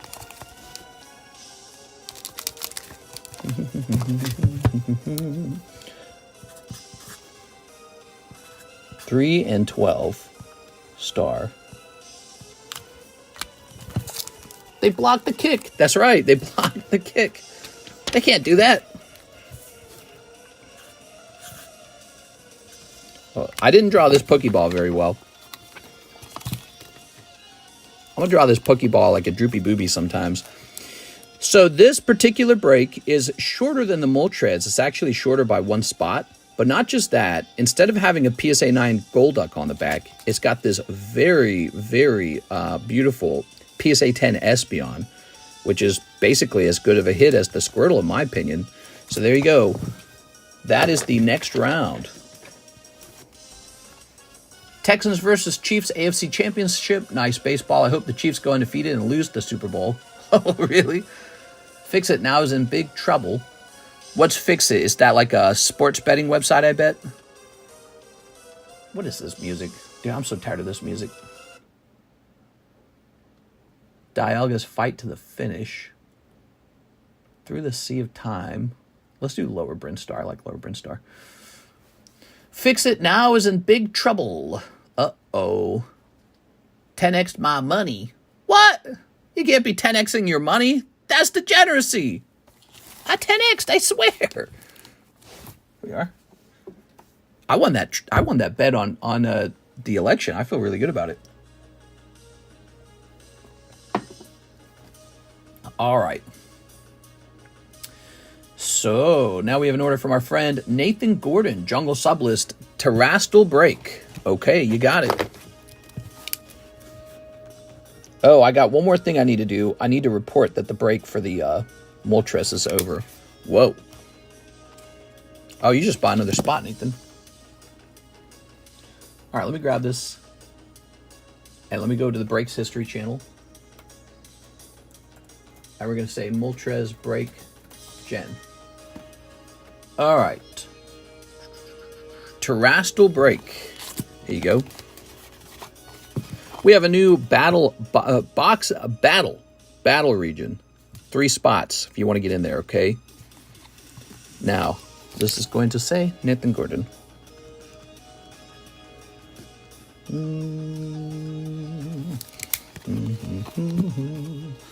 Not until Mr. tells you. Would you sell the Arcanine outright? No, I'm sorry, I don't sell that card. That card's for break only. There we go. I apologize. 23 for 1 spot in the box battle. That's right. This is a box battle for battle region. It's a whole box, right? And there's 3 spots. And when you see that term box battle, it refers to a scenario where we open up all the packs right in front of everyone, and whoever got the most expensive pull gets all the hits. Now, each person who joined, they keep their own holos. That's it. So you always keep your own holos, but one guy who pulls the most valuable card gets all the hits in the box. There's 3 spots, $23 per spot. Alternatively, you could just go buy a box of Battle Region. But we've got Terrestrial Festival. Now, this is a box break, 1 in 5, which means one guy's taking the whole box. And here is a Surging Sparks box break, 1 in 11. One guy takes the whole box. That's the idea. Okay. Do you have Dogecoin? I have no Dogecoin. I have a little bit of Bitcoin, and I'm feeling the Bitcoin love. By the way, did LaFlame, what did LaFlame say he was doing with that money? I forgot. Oh, it was 20 Cardos, right? 20 Cardos? All right. Give me a second here. We're almost to your turn. Let me just see. So he took care of that. Did anyone else get Cardos? For Surging, 20 Cardos. Oh, you both ordered Cardos. Okay. So Nelson Artiga for Surging. Here you go, Mr. Nelson. It's a rush to grab some of the Cardos. How's your Dogecoin doing? Can I see the other slab breaks currently available? I would love to show them. Yes. So this is a very, very beautiful, with the swirl by the wing, no rarity Charizard. Some people don't know what no rarity is. It's basically Japanese first edition base set. And even getting the raw version of this card is very expensive and hard to acquire. So I don't think about the grade too much. I think about, oh, I've got one. You know what I mean? I've got one of the no rarity Charizards. Over here, we have a very cool Pop 3 PSA 10 Master Chief Holo break. This is printed by the Topps Company, and it's from 2007. It's the only Halo top set that I know about. And the holo foils in here are very hard to grade 10. They're usually grade 9. So this one's lucky and graded 10. And so if you're a Halo fan, you might want to jump in there to own that one. Here is the Mega Gengar break. You can buy in at a $40 price point or $500 price point. Most people will do 40, at which point you'll be placed in a 1 of 13 Sublist break. So that's what that's all about. $40 per spot for Mega Gengar. We got 2 vintage boosters, EX Sandstorm. Jen has bought into that. And the Jungle Pack break, which I think has 4 or 3 spots left. This guy should have about 7 spots left. These old EX packs, I promise you, one day you'll think $70 is cheap, because these are so rare and they just keep getting opened. Because they give you a chance for the gold stars. But not that particular set. This particular set will give you a chance for a Umbreon. So Sandstorm's an Umbreon set. Notable. We have, see this little Oddish? The Oddish represents the clearance break. So you'll notice it's always in green marker, and it means we priced these in a way where it was below eBay buy now price. 1 in 9 gets you both the Jigglypuff and the Wigglytuff. So whoever gets pulled out of here, you get both slabs. It's kind of a nice deal, actually. Okay, and then here is the One Piece break. He's also cheaper than we were originally going to sell him. So he's PSA 10, Rainbow Holo, 2002 One Piece Chopper for you One Piece fans. We've got a girl card break, and it's a signature girl card. Pretty straightforward. Also has a star spot in there. We've got this Hello Kitty break. It actually moved by 1 spot today. Joseph Jones has jumped in. There's 3 spots remaining. It's a Metazoo exclusive promo. Here is our brand new Pokeball break. It's Squirtle 10 and Espeon 10. It's really nice. Beautiful. There were a lot of choices. It's hard to pick which one, you know. But let's see what else. So we got one more break. This is a Pokemon break. This is supposed to be like sort of more like niche Pokemon that you don't normally chase after. Like the idea here is Squirtle and Espeon are like high-tier Pokemon. But people don't always chase Pichu as much. So Pichu and Ekans Reverse Holo from EX Sandstorm get some love in this, I call it the Diglett break. There you go. All right. We have a tremendous number of breaks. We also have the Jungle Sublist, which is about to go off. And we have this thing. This is a booster slab break for a whole pack of base set. If you hate that it's in a slab, I can even crack it out and open it for you. So if you happen to get pulled over there, you can have me open it. And it's like a whole piece of content. So if you do that, you're pretty much getting a clip. All right, so for the packs, whoever wins gets the pack. No, everybody. So the packs work a little bit different. It's called a pack break. And you'll notice the odds down here say 10 out of 10. 10 out of 10. That means everybody's getting 1 card from the pack. This one says 9 out of 9. Everyone's getting 1 card in the pack. The only thing is, it's chosen randomly. So you kind of hope to be the one to get like the good pull from the pack. That's it. Here we are. All right. Very good. Any Sun and Moon packs? We have, I believe, Sun and Moon base as well as Crimson Invasion. You have to check the extended menu, aka the secret menu. We call it the secret menu because so many people don't check it. It's almost like it's a secret. Here's Kilowattrel. That's pretty good. Here's Tapu Lele and Magnemite. Let me know if you want to keep the holos, Mr. Nelson. There we go. Very nice. Mr. Nelson. Where would I find Mr. Nelson? He says, I have a bag. Nelson Artiga.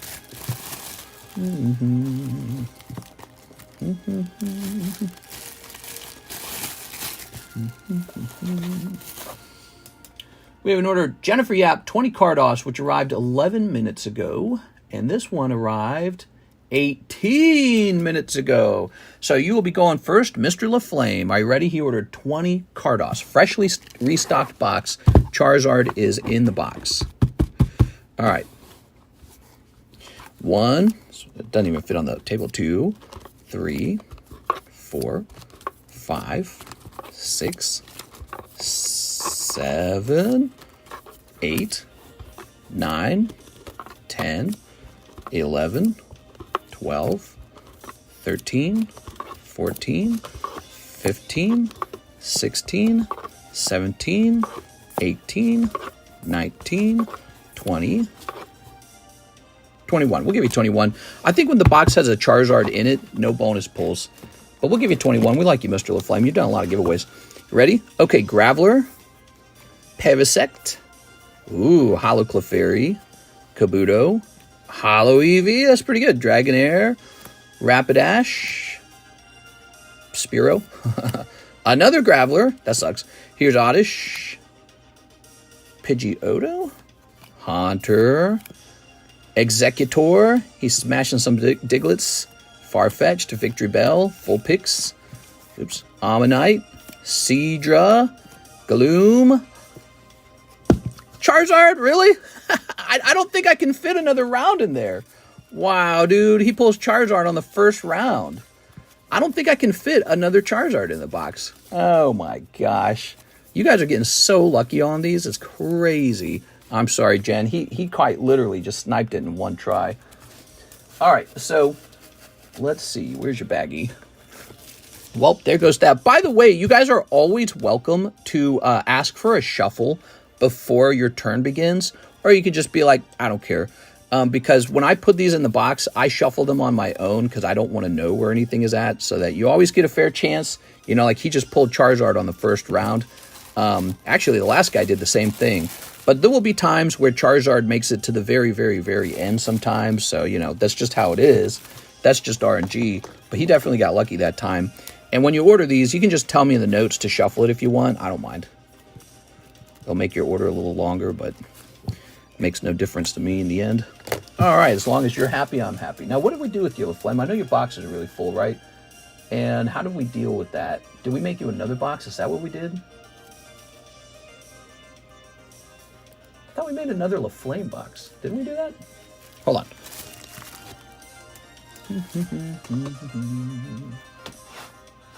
Did we not make another LaFlame box? What's this? Am I going crazy? I don't remember if we did. I think we were going to, and then you told me to give your cards away. That's what happened. We were going to give you another box, and you said give away my cards. So, but we're going to take all your cards, and I'm going to place them over here now. So they're sitting next to the Tammy box. Okay, Mr. LaFlame, you're going on my right side, and now we are going to make a LaFlame box. Lower price on Cardos now? No, not really. It's not how they work. They're still really good. There's a lot of other cards in there. There's Blastoise, there's Venusaur, there's Dragonite, there's Mew, there's Mewtwo. I think there's multiple Mews, actually. There's Gengar, there's Snorlax, there's Gyarados. So it's not really a... I mean, it's missing the Charizard. I would agree that that's a real incentive to open the Cardos, but it's so expensive and it's such a nice product. We just kind of leave it as it is.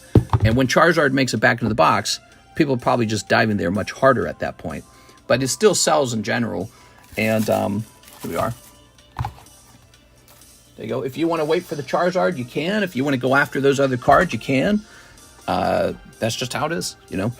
I don't know. I don't even know if we can fit a new set in there. I don't think that's enough space for another set. I don't think it is. But actually, Miss Jen also bought 20, and she kind of got sniped here. So get ready, Jen.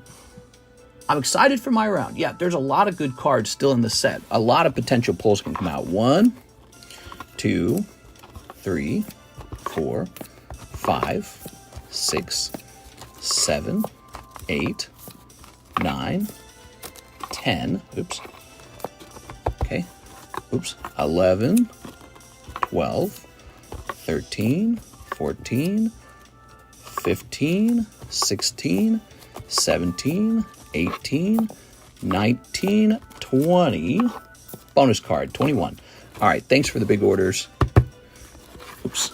Yeah, a round of these I add about 151 to the box, and they just removed about 40. Charizard is second tier. Jen wants the Psyduck. Okay, we got Poly Whirl. He's kind of like Psyduck. Arcanine, that's really nice. Here's Sandshrew. Marowak. I think Cubone's a little better. Machoke. Another Eevee. See, there was another Eevee from the previous round. Squirtle, very nice. That's a good one. Ivysaur, very nice. The Exploding Coughing. It is coughing, but I think the artwork is so good that it actually raises the value of coughing to be like higher tier, you know. Double Arcanines. There's Poliwrath. You just need a Poliwag now. Here's Doduo, Hitmonlee, Shelder, Nidorino. That one's really nice. So that's Mr. Mime. Oh, Sandslash, Execute, and Seeking, and Wheezing. All right. No Super Dragonite or Mewtwo, but there were some nice ones in here. I like Mr. Mime. I think he's a better pull. Also, I like Arcanine. I really like this Coughing. Ivysaur and a Squirtle are decent starters. And then your holos include the Eevee. And that's it. One holo. It's an okay round. It could be better, but yeah, that's not bad. All right. Wish there was more holo. The holos are tough. The holos are tough because there's a lot of non-holo cards in the actual box. And then there's like, I think there's like maybe 15 holos and 135 non-holos. So that's kind of how it plays out. So you hope to get about 1 every 10. And if you get less than 1 every 10, then maybe it was a tough round. If you get more than 1 out of 10, it was maybe a good round. You know what I'm saying? It depends on the holo, too, because you can pull Omastar and Clefairy. Those are holos, right? But actually, the Gengar and the Snorlax, which are non-holos, are better than Omastar and Clefairy. So it depends on how you look at it, too. All right, let's see. Let's unplug this now. I think my phone's probably fully charged. Let's go ahead and put this up here. Yeah, my phone's charged. And we are grabbing Miss Jen's bag. Putting that over there. Aha. That Arcanine artwork is nice. Yeah, luckily Arcanine, he's like a pseudo-legendary, and you got doubles of those.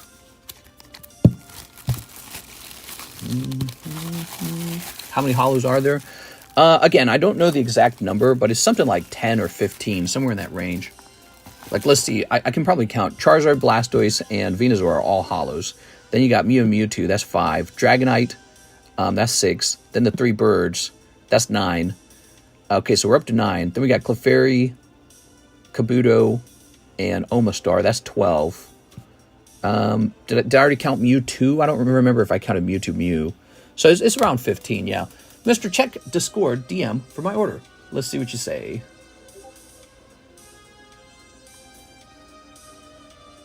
I don't know if you saw my message, and I'm sending for that Squirtle and the rest towards Slab away. Okay, so you're sending for a spot in the Squirtle. Okay, sounds good. And then apply the rest towards Slab away. Whew. So now we've got... Here's Joseph Jones. I forgot to say, check the Cool Kids box. Oh! Good call out. Good call out. Joseph Jones. Some Jennifer Yap. Jeff Leon. There's some John Lucas. Tammy Lowe. Hathim. Anthony Kalura. Anthony Kalura. So those are those. How about these?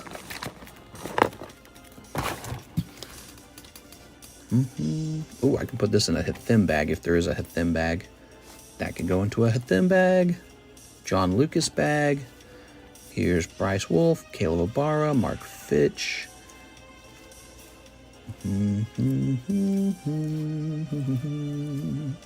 That can go into a Jennifer Yap bag. Bloop. Okay.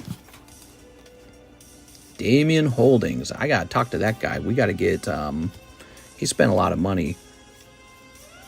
And his orders actually got returned. They got rejected financially. Zach Allen. Zach Allen's got a great card.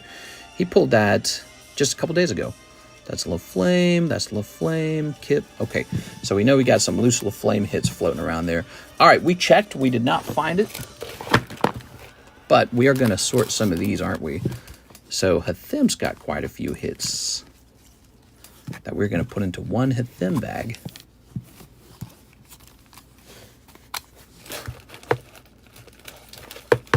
Here it is.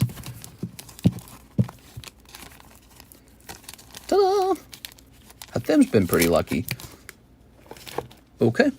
And this is a Jennifer Yap card. So Jennifer Yap has 2 baggies. Will this actually fit? Yes, it will. Okay, we've got a John Lucas card going into the John Lucas baggie. There we are. How you guys like that? Those are pretty nice, huh? Damn, Jeff! Oh my God. Just sent an order if the queue is empty. Have no fear, there's plenty of time tonight to get all the orders taken care of. We'll get them all taken care of.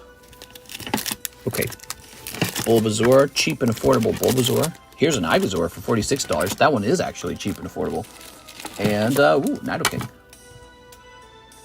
Now, after Joseph Jones, we have Jennifer Yap. She says she'll actually take 10 more of the Cardos. Ooh, 1, 2, 3, 4, 5, 6, 7, 8, 9, 10.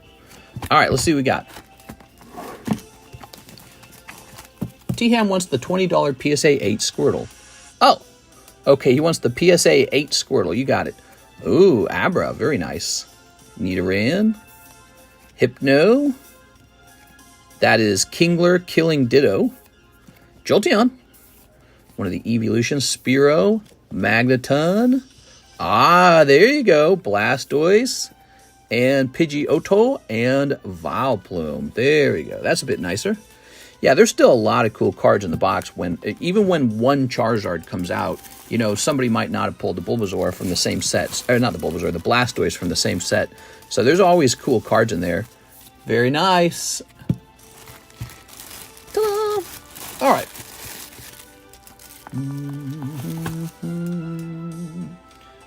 We have Zen Collectibles 3 spots on the Japanese Jungle Pack Break. Ooh.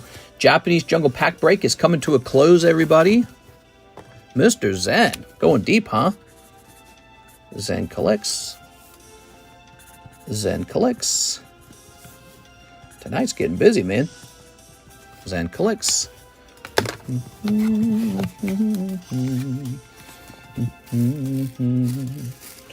Let's see. Waifus. Where is that booster pack? Ah, here it is. Kind of hard to read these days. 1, 2, 3, 4, 5, 6, 7, 8, 9, 10. Oh, yeah. Time to pick out a new booster pack split, too, that means. That's fun. So let me just go update the menu. Not the menu. Let me go update the Discord server. In the break's history, we're going to say the Japanese Jungle Break ended. Japanese Jungle Pack. Okay, that's done. So, let's get this started, shall we? Good old Blasty.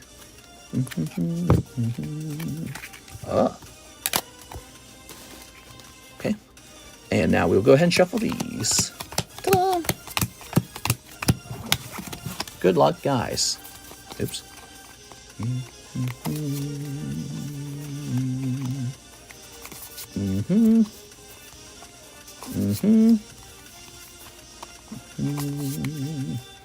All right.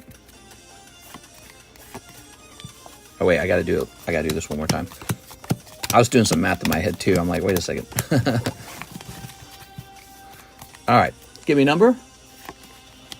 Thinking about those Cardos cards. Gonna have to restock them soon. All right. 7.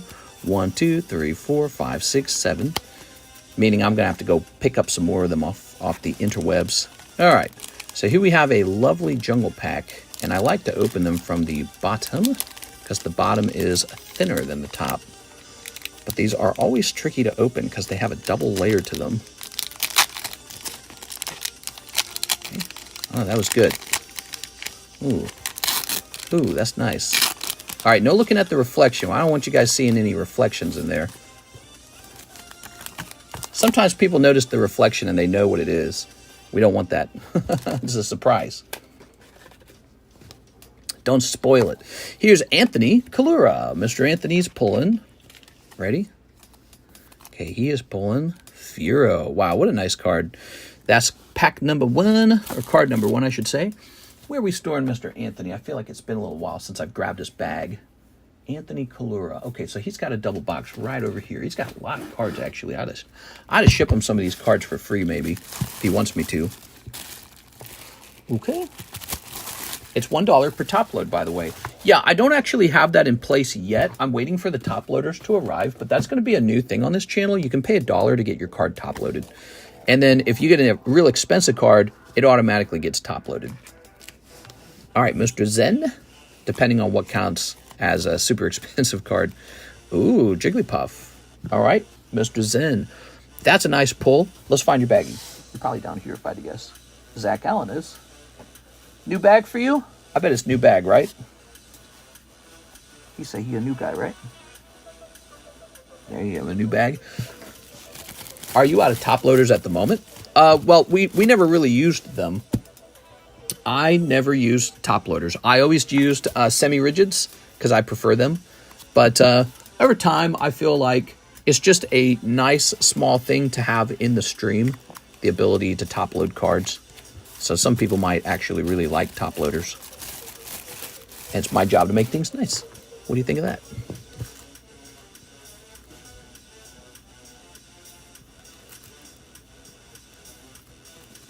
Okay, 11.24. Remember, Mr. Zen, that you do not want this bag to reach 11.25 because then it would be considered expired. Okay, what do we got? We've got Nathan Gordon. Oh, Nathan. My previous one shipped out. Oh. Ta-da! We got Spiro. Where's Nathan Gordon?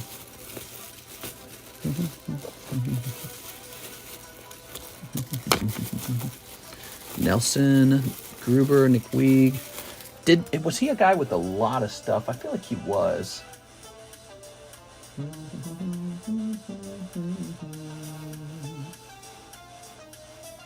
looking around for him. Nathan Gordon. No. I think I remember now. We created a box just for him on the table. Was that it? No, he shipped. I remember now. He shipped. Nathan Gordon shipped. He did have a lot of stuff, and he shipped. All right. Whew. Oh, I got to sneeze, man. Whew. Must be a dusty room, man. These cards gather dust. Okay. Oh, no, I got to sneeze again, man.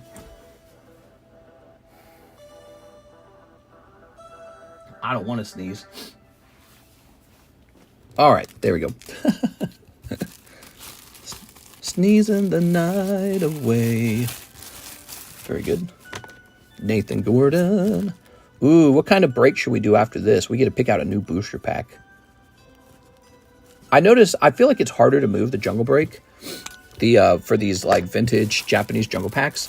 But I really like the Japanese jungle packs because they come with Flareon and Snorlax. Those are two very good cards. NHCC. All right, here we are. Oh, Tauros. Right, we need to get some NHCC cards shipped. But we are at a point where it's stuck. It is stuck. And that is because my software will not ship international labels at the moment. And I don't even know what's causing that. It's really frustrating, though. Not supposed to be that way. Won't print international labels. Okay. Who do we got next? Zen Collectibles. So that's card number 2 for you, Mr. Zen. Pull in. Pokeball. That's not Pikachu. Pikachu is a really great common in this set. Not every pack has them, though. Be nice if this pack had it. Yo, best hit I could have got. Nathan Gordon says, I'm going to pull a... Oh! There it is, Pikachu. He's really nice. And this one looks good. He looks well-centered. Do you notice that? So Nathan Gordon really a winner in this break because that Pikachu is a pricey common. If he grades 10, that is. There it is. Beautiful. Wow. That's fat Pikachu. That's right. He was fat when they first designed him. He was a little chubster. Now we've got Zen Collectibles. That is all 3 spots. Oh, he took that Pikachu in between your 2 pulls. Darn it. All right, but that's how it goes. That's exactly how these go. All right, so you end up pulling Gloom, Pokeball, and Jigglypuff. See how it works now? And the Jigglypuff's really not a bad one, by the way. Jigglypuff's a solid common. All right, we'll put you down here in the Z box. Who's this? Matthew Bigos, Biggie Smalls. Okay. Cubone. Wow, we're pulling all the good commons. We got Jigglypuff, we got Pikachu, and Cubone. Really, the only last good common at that point is probably Eevee. So you can also pull Eevee in this set, and that's a really good one, too. Okay, Matthew Bigos. Biggie Smalls. Okay, very good. And what's this? Here's Anthony Kalura. Oh, just 1 spot away, Mr. Anthony. So close, dude. Oh, it's Eevee. Wow, perfect pack. Oh my gosh, if we pull Snorlax on this booster pack, it's like a perfect pack. We got all the good commons. We just need Snorlax to pop out now because he's the highest card, right? This will be a perfect pack of jungle if we pull Snorlax. All right, you ready? Well, I mean, in theory, maybe like some of the common uncommons would have been better one way or another. But Christian Whitfield, congratulations. And, Victory Bell. Defeated by Victory Bell once again. Oh, Victory Bell. That's for Christian Whitfield. Ooh. Okay, we'll jump over here. Whitfield. Hella happy I hit the Taurus. Hollow Weedle, no. I love that Cubone art. So nice. So there it goes. Beautiful, beautiful Victory Bell. Not Snorlax after all, but luckily lots of good supporting cards, and I'm sure Christian Whitfield does not mind sniping the Hollow for 40 bucks. So that is what a vintage pack break looks like. This is called the Elite Vintage Pack Break because it's so expensive, $70. Whew. But there's a reverse hollow Umbreon in this set, which is insanely expensive. That's why you might consider that one. So they're expensive for a reason. It's not an accident. And now we get to pick out a new pack. Ooh, what shall the pack be?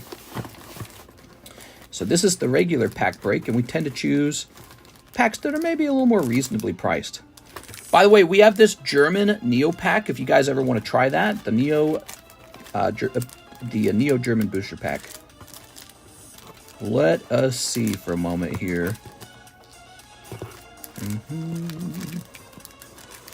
Oops, looking for just a regular pack now. Well, we've opened Jungle a bunch of times. Why don't we do this Fossil pack? We haven't done Fossil in a while. So, in the Fossil pack, the top pull is going to be Holographic Dragonite or Holographic Gengar. Both very solid cards. Those are going to be the top pulls if we get lucky. All right.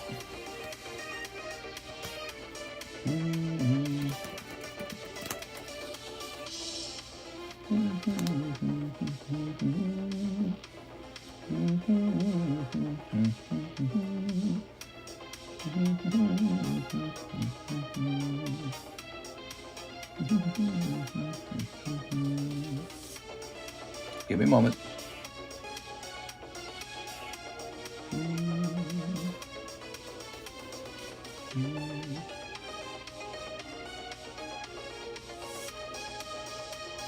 Give me a moment. The first thing I got to do is decide on a price.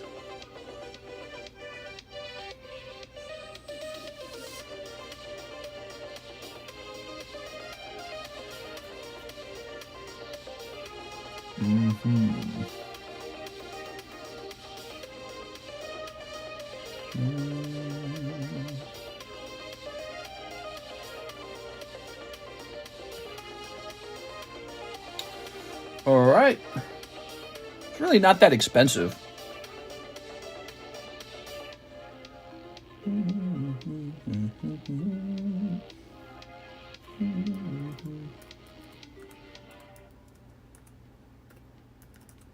So for the fossil break, it'll be $24 a spot. $24 a spot in the fossil break. It's pretty interesting. It's actually cheaper than the Japanese jungle. What do you guys think of that? Cheaper by a lot. Maybe we should be opening more of these. There we go. We need a sticker. Where's my stickers? There we go.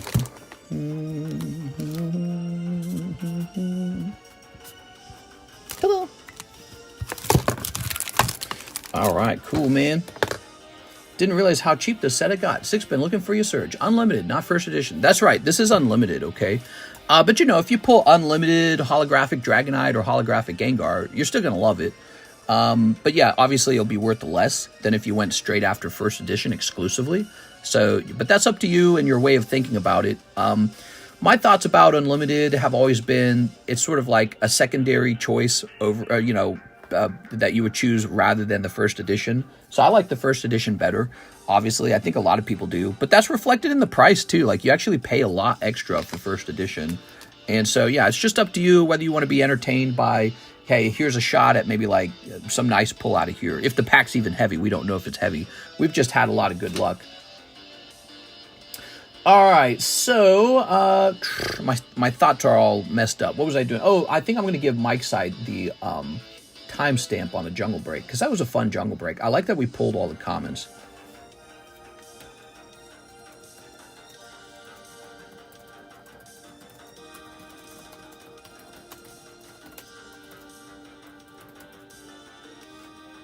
$152.0. All right, there we go. Whew. Joseph Jones, you want to head over here and pick your cards up?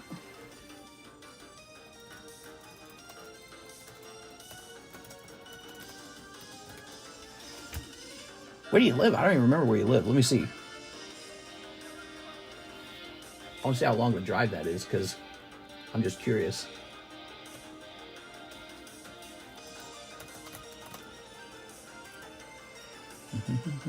That's a 14-hour trip, bro. That's a long trip, man. I don't know if that will be worth it. 14 hours, I can just ship it to you for like, well, it costs a lot more than $9, but I can just ship it to you. 14 hours. I'm only 20 hours away. Yeah, I don't know, dude. You can if you really, really want to, but that is one very, very long car drive for anybody. All right, so here we go. Next up, we have an order from, bear with me, guys. There's a couple orders. Here's Anthony Hamain. He wants that Squirtle. This one right here, nice and cute. Only 20 bucks. All right. Now, it's not 20 hours. I looked at it. It's about 14 and a half hours. And yeah, I mean, it's possible. But you'll be giving up so much gas money, and then you risk a car wreck too. There we go. Very nice. I was like, wait, does this guy live near me? I did have a guy buying bulk for me, and he and I realized we're actually like an hour away from each other. And then I was thinking he should come over and buy my bulk. But we have not sorted that out. I'm riding a bicycle. Oh, well, that could take a really long time. Still feel like moving, mister? 100% feel like moving. Yes, we are sick of it out here. There's not enough to do. We really like the lake. It's fantastic in the summer, by the way. The 4th of July in Lake of the Ozarks is exceptional. But after the 4th of July, yeah, maybe like after July is over and early August, and the lake starts to get chilled up, cold again, it's sort of like, not enough to do. Like, there's no malls, there's no amusement parks in the actual Lake of the Ozarks. They're building a miniature one, right? It's going to have like a limited number of rides. It's going to have a really nice indoor-outdoor pool. So we're going to experience that. But the fact that there's no casino, super disappointing. The only last hope of us staying, there's an Indian casino that they're trying to build, and they don't need the state's permission to build it. They need the federal government's permission and the governor's permission. So right now that is wrapped up too. Now that the state casino has failed, maybe the governor will allow the Indian casino to go through. But it was obvious by the voting results that the idea of a casino was very unpopular out here. So I don't even think the governor is going to agree to it either. He's going to say no. That's my theory. So no casino means I'm out of here. We've been waiting for that for like 2 or 3 years, man. They've been talking about that casino for like 2 or 3 years. It's super, super disappointing. All right, Anthony, let me apply that $30 to your slab away. Do you still have a binder full of cards that still needs to be graded, or are all your cards graded? Oh, God, dude, I have like a mountain of cards to grade. It's not even close. I've got 1,000,000 cards to grade. I could grade cards. I could grade thousands of cards and still have more cards to grade. That's how many I got just laying around. All right. This dips down to $425, Mr. Anthony Hamain. You're super late on that slab away. Let's go ahead and grab Joseph Jones, 20 Pokemon Poker. Ah, yeah, dude. Hell yeah, dude. All right, these are my Pokemon Pokers. Boop, boop, boop. Do you still have a binder full of cards? Get the little flat back. Can you show us some of your ungraded cards? Yeah, actually, I think I'm sending some out, aren't I? Sending some out. Out. Sending a couple of them out. Grab this pile right here. Let's see what that might look like. So here's an example of a couple cards being sent out. I got this Machamp. There's a little Squirtle with the dirty arm, it looks like. Little Blastoise. Look at that Pidgey. Pidgeot, that's nice, dude. Geodude. Oops. Got a little Pikachu. I just got a couple of these Topps cards. Here's a little Metal Charizard and Metal Pikachu. Here's Alicia. I know Jasmine SR. How did I get that? Did I get that from Six? I think Six sold me her bag, and I'm going to send those out. There's Magneton. Here's a little Keldeo. So I just constantly come across cards that I could grade. I actually have a lot of Adventure Time cards I'd like to grade, and I'm currently grading. It's like $2,000 worth of Beckett grades, and it's going to be Hello Kitty. Ooh, Hello Kitty. So Hello Kitty is going to come back, and I'm just going to have oodles of Hello Kitty cards, and we'll see if any of them sell. It's going to be a big inventory that I didn't need that large of an inventory of them, but I just like them so much. And so if they don't sell here, I'll start selling them on eBay. 3, 4, 5, 6, 7, 8, 9, 10, 11, 12, 13, that doesn't count, 13, 14, 15, 16, 17, 18, 19, 20, 21, a bonus card. All right, for the big order, thank you so much for the big order. Let's go ahead and take a look at what he pulled. That's the random poker box. So you guys know I sell poker cards all the time, and these are all from fresh decks. I think like 90% of them are. I think there's occasionally I take like blue deck or yellow deck and pop it in there, and it might be used. But they only if they're in good quality, like they could have a chance for a 10. And only because the blue and yellow deck is so expensive would I do used ones with those. But here we go. So you got Amistar, lovely Amistar. Here's a Sentret, Azumarill, Bellsprout, that sucks. Shinx, is that Shinx? Sheldon, something like that. Bastiodon, Weezing. Ah, the Joker card, that's a hit. Okay, we got double Weezing, that sucks. Aerodactyl, Golbat, Arcanine Solid, that's going to be black and white Euro. That's a free card. That didn't count toward anything. Ah, there you go. Ace of Spades, Squirtle. Nice, man. Here's Meowth, Sentret, Dodrio, Lantern. That's going to be from like Ruby Sapphire. Oh, it's Silver Deck. Oh, that's Gen 2. I'm so stupid. Luminion. Oh, that's cool. Shellos, Murkrow, and Cobalion. Okay, my thoughts this time around, Joseph Jones. Maybe this round not as hot as some of the previous rounds you've had in here, but it's still not bad. You got a nice looking Joker. It looks like a brand new card, and this looks like a brand new card to me as well. So you got the Joker card and you got the Squirtle card. Really not bad. All right, and don't underestimate those black and white era decks. Some of those are quite nice. Some of the cards in the deck. Let's see. If you have a ton of ungraded cards that you want to sell, suggest making a deal depending on what grade comes back and sell the difference. There's a lot I know you have that we are interested. So we do have booster packs where we sell raw cards. These are called the PokeBruhs, for example, and you can pull random cards out of here. Sometimes it's a cold pack, sometimes it's a hot pack. And then another method that I sell raw cards is the custom vintage booster pack. These over here. And so that's pretty much the only way I sell raw cards. I don't sell them any other way. I don't have time to, really. I don't have time to, like, price up, you know, raw cards all day long. But, like, look at these. These are singles pulls of the poker cards. You can't get this anywhere. You can't go to, like, Walmart and get randomly pulled poker cards. It's very similar to, like, opening a booster pack, right? So you can't go to Walmart and get that. And it's a nice way to try your hand at pulling something real special out. And many of these will grade 10. If you actually try to grade these, Joseph, I guarantee you many of these will grade 10, because these are unfiltered. They're just straight from the pack. And, you know, it's possible, like, one of the really old decks like this one could have been a used deck. But it looks like you got all fresh ones to me. And so it's a nice quality product, especially if you pull some of the big chase cards out, like Gengar or something like that. Joseph Jones. All right, Joseph. You can make $5 on those numbered poker cards, but I'm giving them out for free. So if you're randomly opening them from that box and you happen to pull one, it's your lucky day. You get it for free. All right. They're for free in that box only, though. Joseph Jones. Ta-da. I might be doing the shipping on your stuff, Joseph, just to guarantee the quality. Some shipments are scary, you know. They scare me. They scare the bejeebus out of me. Anthony Hamane's done. Mr. Joseph Jones is done. We got Exadrian R. Adorno. 5 Spy Family. Ooh, the Spy Family cards. Where did those go? I just saw them the other day. All right, let's see. Spy Family. Ah, here they are. Okay, we like the Spy Family cards. Ninja Wolf, dang, it's been a while. I've seen Cardconomist. What's up, man? 1, 2, 3, 4, 5. We're getting close to 100,000 subscribers, Ninja Wolf. So if you never hit that subscribe button last time you were here, you got to hit it now. We're so close to 100,000, and every single subscribe counts. So I need you guys to smash that subscribe button for me. And the bell if you want to know when I go live. So if you really enjoy what we're doing and you want to know when I'm live, sometimes it can be really erratic when I go live. That's because my timing can often depend on, do I wake up in time? Do I have a lot of other chores to do? And am I busy with my waifu? So those will all kind of affect when I'm going live. But if you smash the bell, you should get a ping normally when I am live. Unless the ping is like, sometimes I guess YouTube actually turns it off if you've done it too many times. Here it is. Okay. I remember him potentially buying a small castle.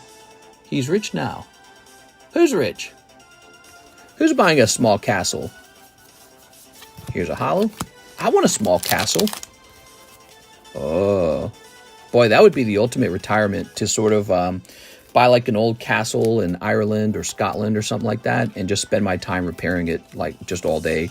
Nothing else, no TV, no more social media, no more talking to people, just outside working on, like, brick by brick on some kind of project on the building, and just kind of be old and alone. Here we are. Be like, brr, who's on my lawn? Yo, all right. Some quiet. You just hear the birds. Tweet, tweet, tweet. All right. Oh, very nice. Exadrian with an X in the name. So you would be where? Where would I have kept you? Did I keep you in here? Let's see if you're in here. Vicente's in here. Von Fang Sengvile and Victor Alvarez. I feel like this box could be moved down to the lower area at this point. Let's move this out. So you must be down here, Exadrian. Exadrian. Remember when you said you've sold all your collection, you could buy a fixer-upper castle. You even showed us a map. Yeah, I think if I sold everything, if I sold all of my inventory, all of my personal collection, my properties, I've got a couple real estate properties. I got 3 real estate properties I could sell. And then I got a little bit of operating cash, and I just took that all together and did a big down payment. I think I could buy a castle on a loan. And those are really expensive. Those castles are really expensive. But I think you can buy a small one. And if it was cheap enough, I could buy one on a loan. And then I would own a castle. And then I'd probably quickly realize why people don't generally buy castles. I'd be like, oh, it's musty in here. Oh, it's cold in here. Oh, it doesn't get good internet. Oh, it needs endless repairs. Oh, the tax is horrible. Castles are freezing all the time. I got dibs on Mr. Black Label Weeping Bell. Ryan throwing shade. I remember the slow boat. Yeah, we gotta get rid of the slow boat. Yeah, the boat era, lol. That's all he used to talk about. We can call you the king economist. All right, yeah, I said, though, it would be extremely cool to own a castle and have like a sort of like dungeon or something like that under the castle, like the basement area, right? The cellar, and put like some super heavy vaults in the cellar, you know, like 1,000-pound vaults bolted to the floor, laser, you know, there's like laser guns that are paying attention. And then I hosted a very niche, very exclusive sort of like card vault, and the card vault's hosted in an actual castle. And we designed it so that if I die in a car accident, suddenly there's a backup person who ships everyone's cards out. You know, legally they have to do that. You know, something like that. And just store your cards in some vaults in a castle. And I just, you know, I'd store my cards there too. And, you know, I guess there'd be other risks other than somebody sneaking in. You'd have a risk like a robbery, I suppose. Actually, I think all you really need to do is insure it. So we would put them in the vaults in the dungeon, and then we would insure it really well. And then, you know, if we get robbed, we get robbed, but we would just claim the insurance on them. Buy a castle and become an official Pokemon gym leader. Oh, that would be so funny, dude. Yeah, that would be very cool. But, you know, I think the problem with these dreams, or let's call them fantasies, is I don't think they make sense financially. I should probably just stay in the U.S., keep paying cheap U.S. taxes. The United States has way better taxes. And then just buy some home, maybe in Las Vegas or something. Philip Ross Adornado, he says, I'll help you liquidate that Yu-Gi-Oh! I'll take the Blue Eye Slab. Oh, thank you very much, man. I've been weak on Yu-Gi-Oh! I'm aware of that. I plan on fixing that in the future. We want to have some Yu-Gi-Oh! Stuff available in the future. But right now, I am weak on Yu-Gi-Oh! In fact, I need to move some more of those recent Yu-Gi-Oh! Collections. You know what happened is I spent a lot of money on those new Yu-Gi-Oh! Collections, and they performed so poorly. I got like a bad taste in my mouth over it. That's the same thing happened with Dragon Ball. Dragon Ball, just nobody wants it. And I was just like, oh god, dude. And you could say maybe it's my price or something, but it's like everything else sold. Really, literally everything else. Weiss, Union Arena, Pokemon, One Piece selling like crazy. And so it's really just Yu-Gi-Oh! And just Dragon Ball that performed badly. And so, you know, I look at that and I go, man, I don't know, man. So I need to get over that feeling and get them back up on the menu. That's what I need to do. I need to do some research and see what I like and get them back up on the menu. I think the vault comes with the dragon. Buy a castle and become an official Pokemon gym leader. Can't imagine all the haunted stuff in those old castles. I'd be very, very proud if I had a castle, and I would tell my kids, who I currently don't have any kids, I would tell them they're never allowed to sell the castle under any circumstance. They must keep it, and we'd do a whole family crest, and it would be all like, you know, some gay thing like that, and it'd be super fun. And then my kids would probably not do what I told them. They'd probably sell it right away. They would probably sell it right away. They'd be like, I'm not keeping this stupid castle. I'm going to move to California, Dad. Some stinky-ass castle in the middle of nowhere. I have to drive 30 minutes to market. It's cold outside. Mister, I drive a 2006 Volvo. I think I'll survive the 14-hour trip. What are you talking about, dude? That's an older car. 2006. You're making fun of me. Here we are. You be careful, man. Here we are. Let's see. We got Decidueye. Ooh. Now, that's one of the reasons why we're getting a new vehicle. The vehicle we're currently driving is from 2015, and I want the latest technology for airbags. That's actually my biggest motivator. Look at this Psyduck. P equals NP question mark? Psyduck's got a headache. He's trying to do math. Poor Psyduck. Land is almost indestructible. Profit will always rise. Don't buy them a castle, just buy the land. No, I really have that car. Oh, nice, dude. Here we are. Here's Hatterene. Ta-da. I hear Volvos are pretty nice. Actually, I hear the Volvo brand is well known for surviving car crashes, so that's good. Yeah, me personally, I'm going to go for a more recent vehicle, because if I get in a crash, I want to know that I'm using, like, fresh airbags, just produced airbags, and with new technology and data and stuff like that. It's a tank. I think I've heard that. Yeah, I think I've heard that exact thing about Volvo, that they're built with like a really good structure, you know, like stronger metal or something like that. I don't know. All right, guys, there's no orders in the queue. It's currently 3 a.m. in the morning, and we could do anything we want, anything at all. We've got a new break started. Let's take a quick look at that. The new Fossil break is a $24 buy-in. We also have EX Sandstorm. And then we have this new Pokeball break. It is the Squirtle and Espeon. It's kind of a poker break, to tell you the truth. But they're very fancy poker cards. We've got this Espeon 10. I think Mike's side will probably buy in if I had to guess. And then this Squirtle is actually very rare. It's from the yellow deck, which makes him a lot better than a typical Squirtle. Over here, the Gengar Sublist has 1 spot, and the Jungle Sublist has 1 spot. If I was a betting man, I'd say that that's about to go off. And then over here, we've got Surging Sparks break. Oh, the Flame giveaway. Battle Region Box Battle. And Terastal Festival, which has 2 spots left. So I'm just going to keep opening breaks up until some of them start moving and see what people are interested in. That's my new strategy, is lots of breaks. Lots of breaks. All right. Let's go ahead and roll this Nightbot. Come on, Nightbot. Sky Henderson. Sky Henderson.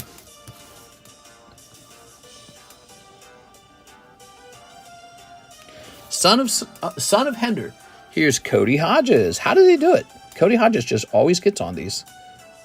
I don't know how he does it. Is he here right now? He's here right now. Here's Kendo Pelor. Kendo's going on. We like Mr. Kendo Pelor. Nathan Gordon.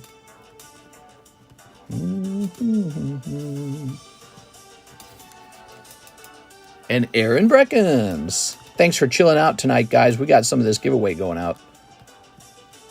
Let's do one more. Jack Joe.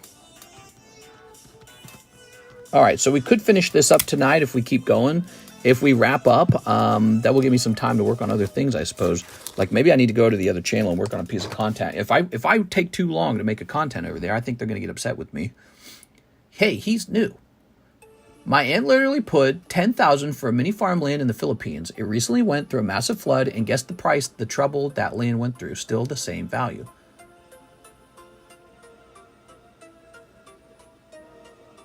Oh, I think I see what you're saying. You're saying that the flood didn't affect land. That is an interesting thought. If you're just sitting on land, you don't have to worry about natural disasters. Yeah, that is an interesting thought. Because if you buy, like, let's say a house, you have to worry about the house breaking, needing updates, needing repairs. Whereas if you just buy land, land just kind of sits there. And if you buy it in a developing area, then that's not a bad idea. I see what you're saying. Yeah, that's smart. I think some people do buy land and hold it. Like Bill Gates, he bought farmland. That's you could argue that was really smart. Whoa, I think we're getting a big Joseph Jones order. You ready? So Joseph Jones, he says, let's do 20 more of the poker cards. You got it, Mr. Joseph. Whoa, a lot of poker cards coming out tonight. Do poker. Okay, 1, 2, 3, 4, 5. Oops. 6, 7, 8, 9. 10, 11, 12, oops, 13, 14, 15, 16, a free one, 17, 18, 19, and 20. And how about one more free one? So this is from a deck that I think was in poorer condition, so I'm just giving this away. Oh, Fan Rotom. All right, we're looking like we might be ready for a poker card restock. Ready? Oh, 1, 2, 3, 4, 5, 6, 7, 8, 9, 10, 11, 12, 13, 14, 15, 16, 17, 18, 19, 20, 21. Just flip it around. Another Shinx. Here's Matang. Kabutops. Lovely. Hitmonchan. Zubat. Hypno. Sentret. Throw. Victory Bell. There you go. There's a good one. Cubone. Kadabra's not bad. Dawnfan. That must be that Ruby Sapphire. Cherubi. Nidoran. Ekans. Starmie. Nidorina. Marowak. Oh, that's kind of nice. Here's a Beedrill. He's kind of nice. And Nidoran and Lantern. Oh, I'm going to say it. That was a tough round, man. That was actually a tough round. Let me get you a bonus card. That round was really tough. So, just like the poker cards are randomly pulled, it's possible to have a tough pull and a really nice pull. Where can I pull a nice round from? Not from the upper box. I have to pull it from somewhere else. All right, give me a second here. I'm just going to give you a nice card. Okay, how about this one? You're going to get a Bulbasaur from Red Deck. All right. So, and that is not in the main box. That is just a bonus pull I had ready to give away in case somebody had bad luck, which you did. Okay. There we go. That's a little bit warmer. Okay, perfect. Nah, I'm going to be up all night, says Aaron Breckens. You're going to be up all night? Why are you going to be up all night? Thank you, Joseph Jones. Appreciate it, man.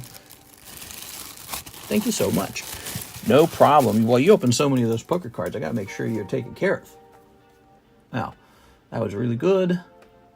We're hitting refresh. Because you picked me. Oh, no. You're on the list. Oh, I have to know. Did I win? It's so funny, dude. All right. So I think now's a good time to start pricing up expensive slabs for people who might be interested. Look at these nice slabs. Look, we got McGuman, $65 from Sneaker Bunko. And that's from 2019. That's 5 years old now. It's almost 6 years old. And Jolteon, these are some nice cards. So I've got these expensive slabs ready for slab away, but they all need updated prices. And I would love to make a video about that after I'm done pricing them up. So here's a Garchomp, huh? Wow, I don't even feel like I should sell that. That's really good. It says I paid $2,000 for it. I wonder what it is today. Okay, Garchomp. Actually, I think that's not 100% accurate. I think I paid for that and another slab together. It was a dual listing.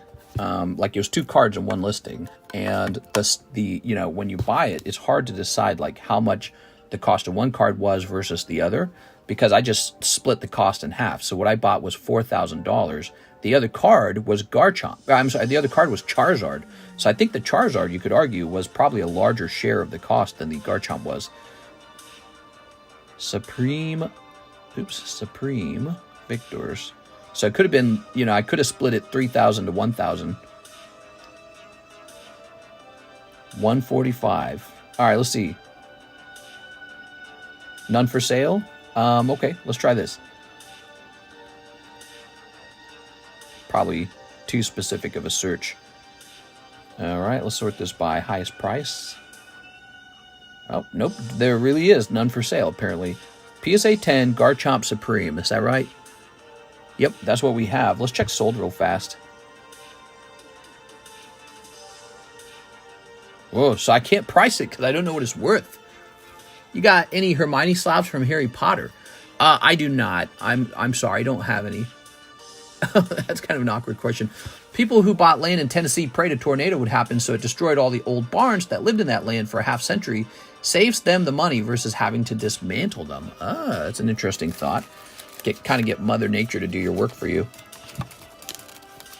So this card, we do not know. We don't even know what the real price I paid on it was. I'm curious. Let me look this up if I can see it in my purchases. Garchomp Supreme. It's such a good-looking card. I don't really feel like selling it. Come on. Garchomp. Must have been a private deal. Oh, wait. Here we go. We got something?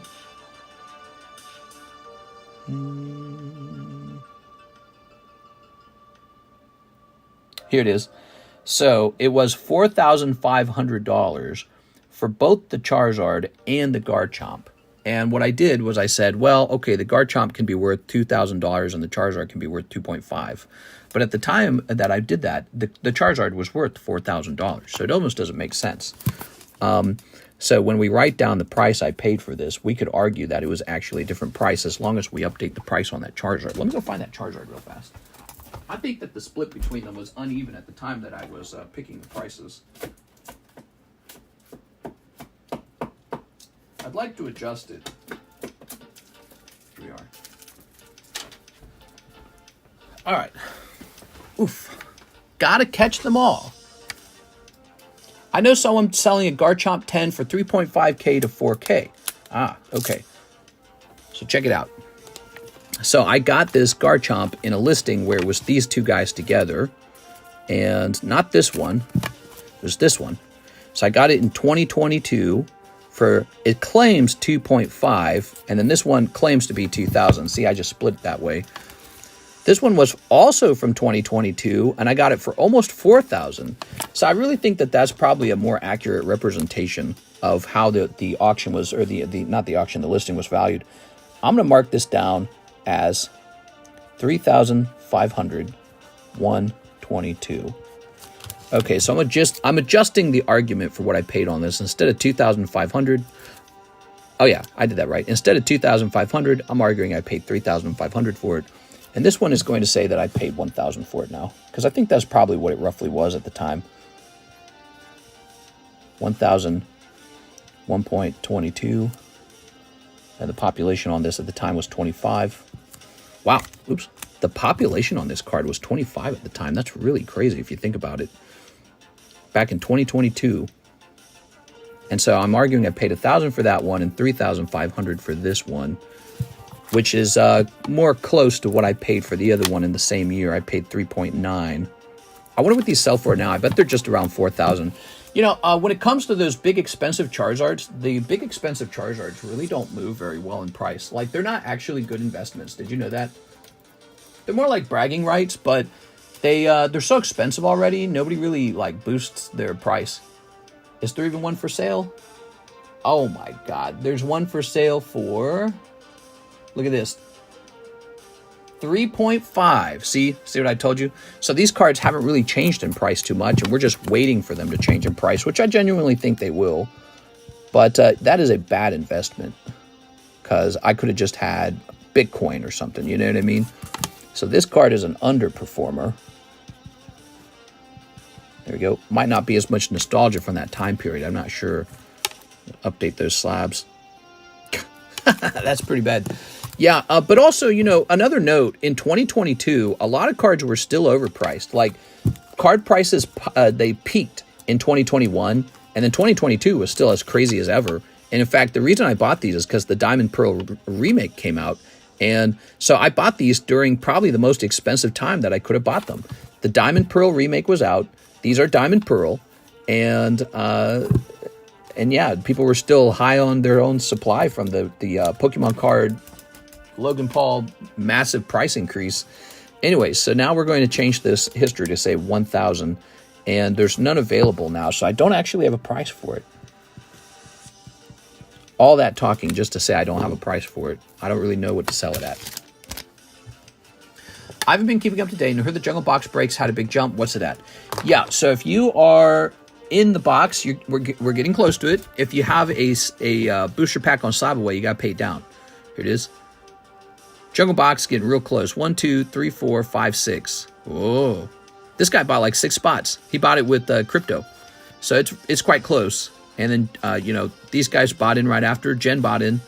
So this is getting quite close. Jungle Box break is going to be amazing. It's going to be pretty cool. How do you know if it depreciated in value? Oh, the Charizards, they went down because the cheapest buy now is now 3.5, which is, I'm arguing about what I paid for one of them 2 years ago, and the other one I actually paid 3.9 for. So that is a very poor performing, quote unquote, investment. But I'm going to hodl because I think my mistake was that I overpaid for them at that time period. I think I really did. And overall, the pattern we're seeing with Pokemon cards is that they're rising. So I have a lot of cards that went up in price, and I like that Charizard. I think he's a cool Charizard. But I've got 2 of them, so I could sell one if I wanted to. And I was going to attempt to price this Garchomp. We can't find one for sale, though, so I don't know what to do about that. We can't find one for sale. I don't know what to price it on. I believe the Charizard you have is the type of card you have to find in a pack. The promo version cost way a lot more for some reason. Yeah, you're talking about the Black Star promo. And the Black Star promos were super hard to grade 10 because they all came out damaged. So if you got a Black Star promo 10 of that Charizard and it graded 10, it's going to be like $14,000. I've seen it before. I've thought about buying it, but no way. I'm not going to risk it. It's too big of a risk because your assumption is you can sell it to the next guy. All right, look at this Ninetales from Dragon's Frontiers. So unfortunately for you guys, I got to hold this card. I really like this card. Dragon Frontiers Ninetales. Anything cool from Dragon Frontiers has really gone up in price very heavily. Let's just see real fast. Let's just see, shall we? If you can even find one. Dragon Frontiers Ninetales. Well, I'm supposed to sell everything. I'm supposed to have everything for sale all the time. Look, you can't even find the English one for sale, right? English one's not available. And the cheapest Japanese one is now 1,500. That tells you everything. So, see, some cards do go up in price and some don't. And I don't really know why the Frontiers is going up in price, but my theory is that... Hold on, can we find a reverse holo of it? We can't even find a reverse holo having sold of this in a while. So my theory is that it's the Gold Star set for Gold Star Charizard, right? Gold Star Charizard pops out of Dragon Frontier, so everyone knows the name of it. It's like a brand, right? It's a high-performing brand. I've never seen that one before. Oh, it's super cool. Look, it's Psychic type. Isn't that cool? Really beautiful. That's the reverse holo stamped card. This is what you want. You want the reverse holo stamp. The regular holo, not so popular, but you can't even find that for sale. So here's another one. We got Melodic, also from Dragon Frontier. Looks like I didn't even write the price down. I ought to. I didn't know what I paid for this. And then we ought to take a look and see what it's going for. Dragon Frontier's Melodic, right? Big fan of the this era. Melodic. Okay, so similar to the last one, there's none for sale. But I remember, I think I was paying around $900 for these cards at the time. Let's see. Yeah, there's none for sale at all. And so we can take a quick investigation into what we paid for it. Melodic. By the way, the queue is open. If you guys want to open anything at all, feel free. You guys can open anything you want. Okay, this exact card is this one right here. You can't see it, but I looked and the search match, and so this one I got unusually cheap back in May for $390. And my opinion on the card at the time was that, whoa, the guy who listed that underpriced it. He didn't know what he was doing with it, and that happens sometimes. People sometimes they just don't know the sales history of a card very well, and I've got the sales history memorized because I've been doing this for a while. So I specialize in a couple sets, and then I just know what they've sold for in the past, and I go, oh. Well, either the whole market shifted down or that is underpriced. It's going to say 4.24. And let's see what the population for this card is this year. I guarantee you this card will sell for like $2,000, similar to this Ninetales. Maybe that sounds a little bit like bragging or like I'm just making prices up and just pulling them out of my ass. But no, I've been doing this for a long time. And the demand for a card like this is extremely high. If you look at Melodics from other sets, like Emerald, the Melodics sell for just bonkers amounts of money. So 14 and 17 from the prestigious Dragon Frontier set, right? So again, that's Gold Star Charizard. That says Gold Star Charizard, and that's why it's so valuable. Such a beautiful card. I know, it's Fire type. Fire type Melodic Delta Species Reverse Holo Dragon Frontier stamp. It's a lot of words. That's a lot of words. Too bad I ain't listening. Here's Gyarados Holland Phantoms. What is this box? I'm not selling these cards. I'm not selling my Gyarados Holland Phantoms. Why is this even here? You guys are just getting a look at my favorite cards. That's all you're doing. This box shouldn't even be here. I'm not pricing these. I could. I really don't want to. I really like these cards, and they're actually doing quite well. So what's the incentive to sell? Well, I guess the Garchomp's not doing well, but on the other hand, ooh. Should I buy this? You guys want me to watch? Do you want to watch me buy this right now? Like just click, click, click like that? I really want one of these. If this guy would do 12,000, I'd buy it right now. But I know he's not watching. If he would do 12,000, I'd buy it right now. I just go click, click, click like that. That is such a cool card, man.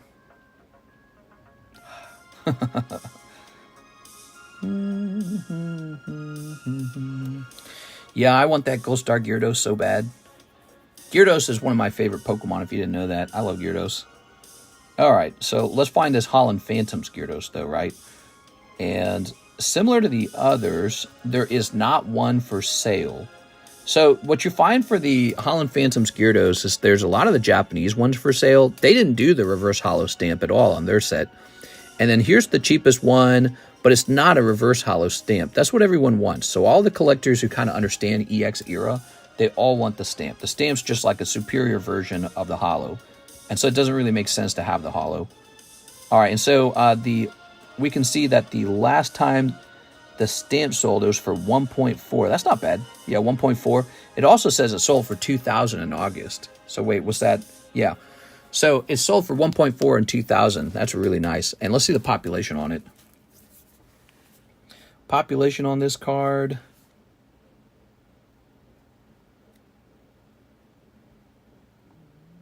$29. Yeah. Cards like this, I would just continue to hold probably. There we go. Okay. Make it a clip and receive money back. Oh, it wouldn't be that much money, though. I hadn't thought about that. Next time I buy a really big card, maybe I'll turn it into a clip, me buying it, like just hitting the buttons. Because some people may like really enjoy that feeling of you know, like the buttons getting hit. Gengar from Platinum Arceus, huh? That's an interesting. How about this one? Make it a clip. Am I allowed to do that, or is that like a privacy problem? I don't think that's a privacy problem, right? In a way, that's kind of a shout out for the seller. Arceus Gengar. That's the hit. This is the hit. So Gengar has been a high performing card for a long time, and it looks like the cheapest English. Are there no English ones? Okay, once again, you can't find this card in English. Let me check sold. So there's currently no Gengar Holland Phantom Reverse Holos available. And he sold for 2K in August, so I could probably ask above 2K and just see what happens. And then this Gengar is not for sale either. And he sold back in August for 1.6, which to me seems kind of low, but that was an auction. And then one sold, well, that's Japanese. So one sold in August for 1.6. It's actually closer to 1.7. I got him for 1.4, it says. I don't know if I agree with the auction price. You know, the problem with the auctions, especially for expensive cards, is if the interested buyers just don't know it's available, or they don't currently have the cash on hand a bit high on a card like that, you're just going to lose out on the... I mean, yeah, you do get a sale, but you might sell it for like 75% of the full value or worse. So, but he's going to be Pop 46, and there's none available. So I'm just not going to sell them. It's all 4 of these cards. None of these are available on the market. They're that rare. I just pulled 4 cards out, and none of them are available. So I couldn't even replenish this if I sold it. There'd be no way. They're that rare. It just makes me not want to sell them. Like I'm holding on to something that is that rare that you can't find one for sale right now.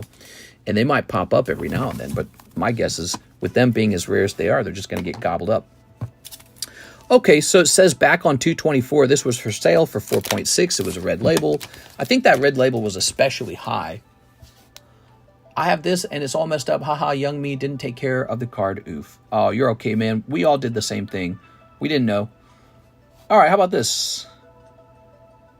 I'm the same way. I had a couple of those Gengars right there in front of you. I opened up tons of Gym Heroes. Tons of it. Gengar Gym. Love that card. Gym Heroes. We want the Gym Heroes version. And the cheapest one is that's unlimited. Holy cow, man, the price of the Error Japanese one is so impressive now. But so okay, so if we look, the cheapest buy now on this card right now is actually 4.8, and then it jumps to 10,000. Oh, wait, we might not have it organized correctly. Hold on. Oh yeah, I don't know why eBay does that. eBay will like have it organized and they don't disorganize it. All right, so there we go.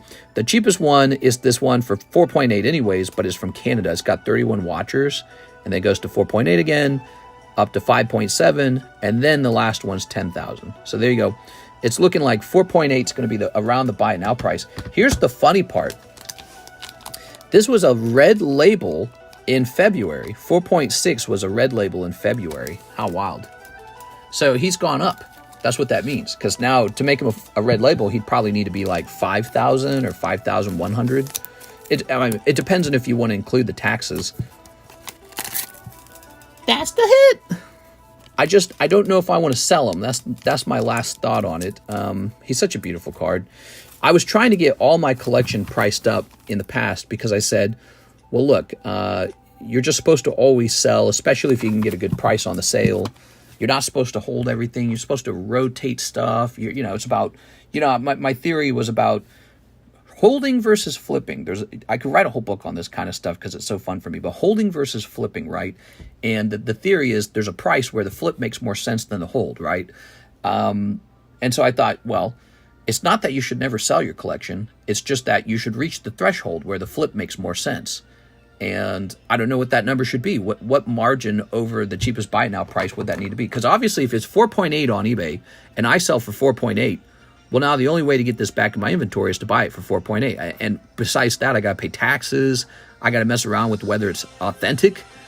And so there's no point at selling at 4.8. You got to sell above that or else just hold it. If you plan on having it back in your inventory, if I'm just trying to get out of the hobby and I'm just trying to liquidate, I would be happy to get 4.8. I'd be like, get me out of here. I don't want this anymore, you know. But I'm not getting out of the hobby. I actually really like having these cards. So it's a complicated thing, isn't it? But okay, hold on. So PSA certifications. Look up. We got to look up the population on this card. Ooh, we got an order in the queue. Joseph Jones is back with the vengeance. He wants to open something. 27099 683. Okay. This card is going to be population 103. Wow, that's crazy. So when I bought this guy, his population was like 60. So ever since then, his population has risen almost by double. And yet he has still gone up in price significantly. So what that tells you is the demand for this Gengar is very, very high. When a card doubles in population, it typically cuts half in price. So if this card goes from 46 to 90, then whatever the price is, it'll be half that. If a card almost doubles in price and the price still moves up, it means the demand is outrageously high. And when they stop grading 10s of these, when they can't find any more 10s, I'm going to guess the price is just going to continue to climb really hard. But $5,000 for a WotC era Gengar is about right. I mean, that's like what the fossil Gengar is. Oh, I don't know what the fossil Gengar is. I'll look it up sometime. All right, let's go ahead and take a look at Joseph Jones. I'm supposed to be pricing up slabs. All right. And yet, I'm just running into slabs that are just going to move over to my personal collection now. I'm like removing slabs. 2 packs of Galaxy 7. Ooh. So Galaxy 7 is a super rare set. The booster boxes are really expensive. And there's some very pretty cards in here, including sketches and autographs. Here they are. Darth Maul. You ready? This episode brought to you by Joseph Jones. Mr. Joseph. So, Joseph, let's see if we can pull something special for you out of here. Another Star Wars set for you guys to consider opening right now is the Chrome Sapphire 2024 edition. It just fell to $38. It's actually really affordable right now. Look at that. So cool. So it's got this nice stamp up there. Oh my gosh, dude. That card is so cool. Hold on, I'll sleeve that one right now. Look at that. So I would take the time to consider grading most of these cards coming out of this particular set, because the artworks in this set are so good. Okay, here's the little Ewoks. Okay. Am I not seeing the comments? I don't see any new comments. Is it broken? I think my comment center is broken. Hold on. I don't know why it keeps breaking. No, you're just not talking this time. Oh my God. You guys are quiet. So, now we've got the Spy. Ah. Very good. Here's Ahsoka. Jailbait. Is that what the how did that one meme go where Obi-Wan's talking to Luke Skywalker about Anakin's Padawan? Here we are. Ooh. So this is a hit in this set. It's a silver border Han Solo. You can actually get a gold or a bronze border as well. And here's Luke Skywalker. Now he's fighting 2 of these guys at the same time, but he doesn't care because he's so badass. Good morning. We're just silent. We bums. I think I understand it. I think sometimes the content is so relaxing and easy to watch that it's like, you know, you can just sit back and watch it happen. So we've got another, what's the name of this race? I don't remember the race. Another crazy headpiece person. Here's Han Cholo. Oh. Very good. Okay. Here is Mr. Baron Fett. It's Baron Fett. Wow. Really nice, man. I'm working and lurking. Here's a portrait of Mace Windu. Oh, very nice. Oh, that one on the left there. That one's so good. Anakin Skywalker and his mother. Such a sad card. Okay.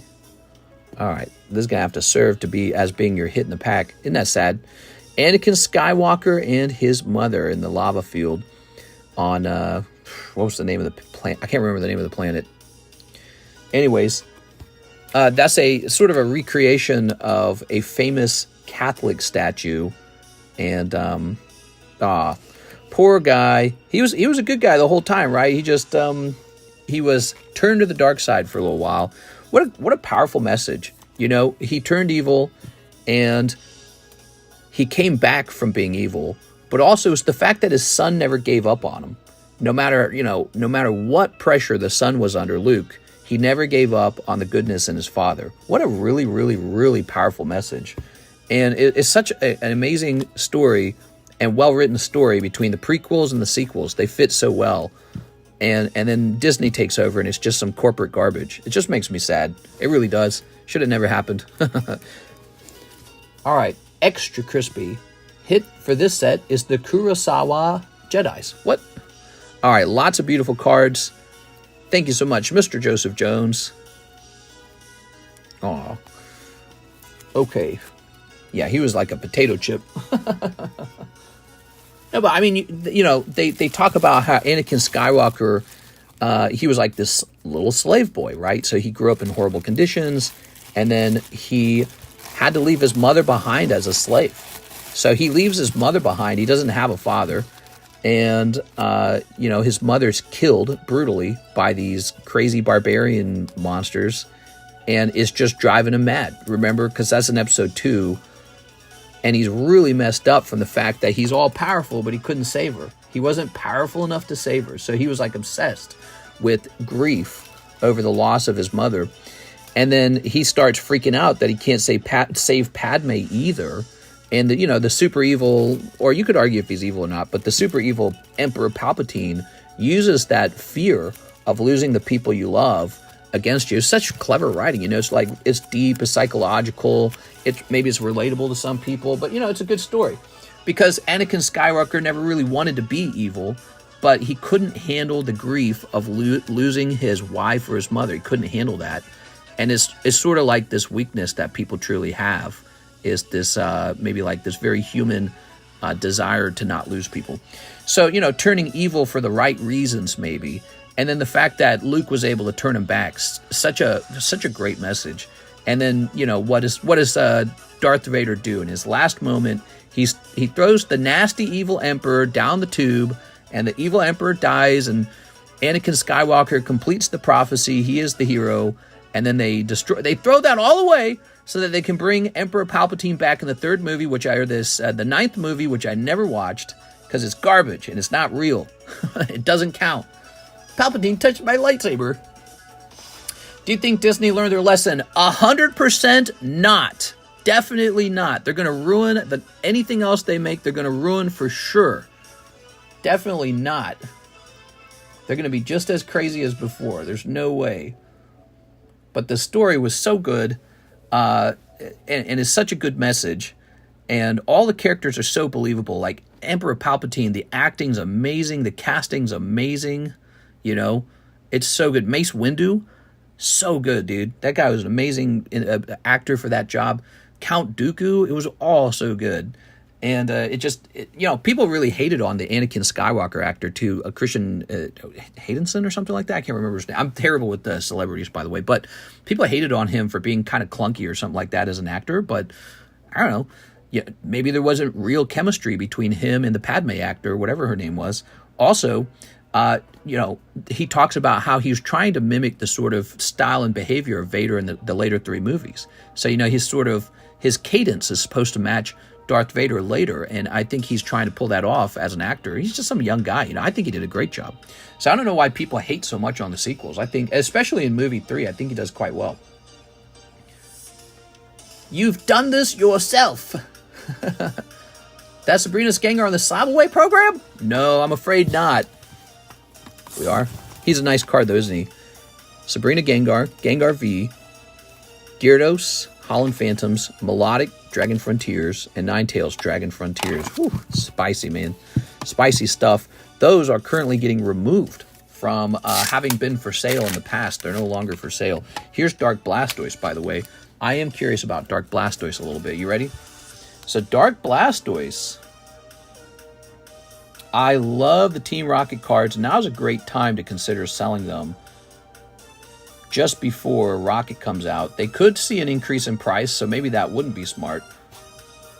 Maybe people get all nostalgic for the old ones. But let's see, the cheapest Blastoise, huh? So it looks like the cheapest Blastoise is right here, 2.5, and it's being sold from the UAE. 2.5, huh? Well, it's more like 2.6 if you count the $100 shipping. So it's about 2.6. Here it is. 2.6. That's exactly what we had them priced at. You know what's interesting is after that one's gone, it jumps to 4K, 4.3. Let's see.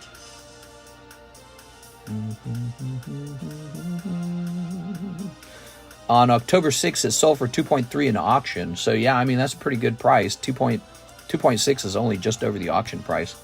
Very interesting. Dark Blastoise. Do I want to sell my Dark Blastoise?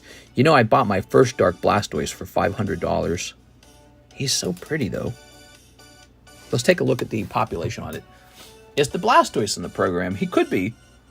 I don't know. Should I wait and see if the 2.61 sells on eBay? Sometimes waiting to sell your card is smart.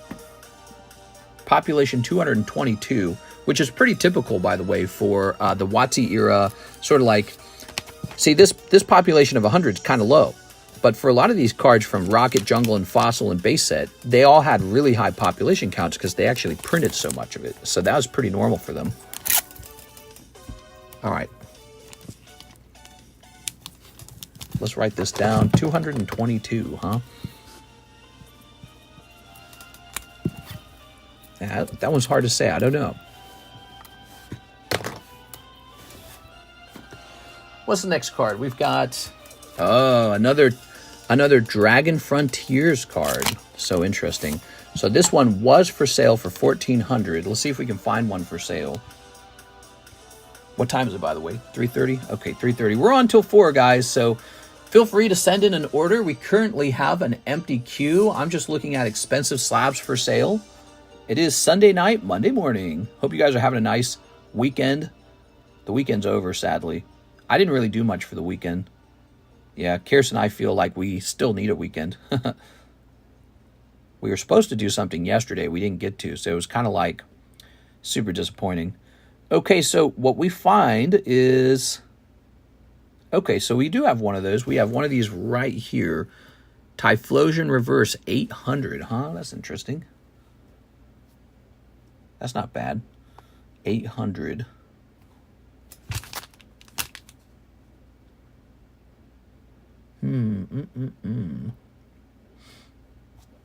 Let's see what the population on that card is. Okay, population on Typhlosion sits at 18. What do you guys think of that one? Typhlosion. He's Psychic Typhlosion. I don't think that this Typhlosion is as in high demand as the other two, the Melodic and especially the Ninetales. I think the Ninetales is really nice. I mean, this one doesn't look bad. This one just looks like really cool, man. Look at that. Super neat. Typhlosion, huh?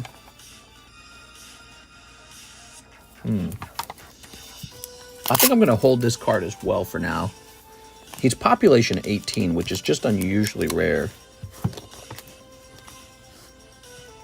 He also counts as one of the hits from the set. What do you think about the loss of birthright citizenship? It has not occurred yet, but Donald Trump has made it clear he wants to get rid of that.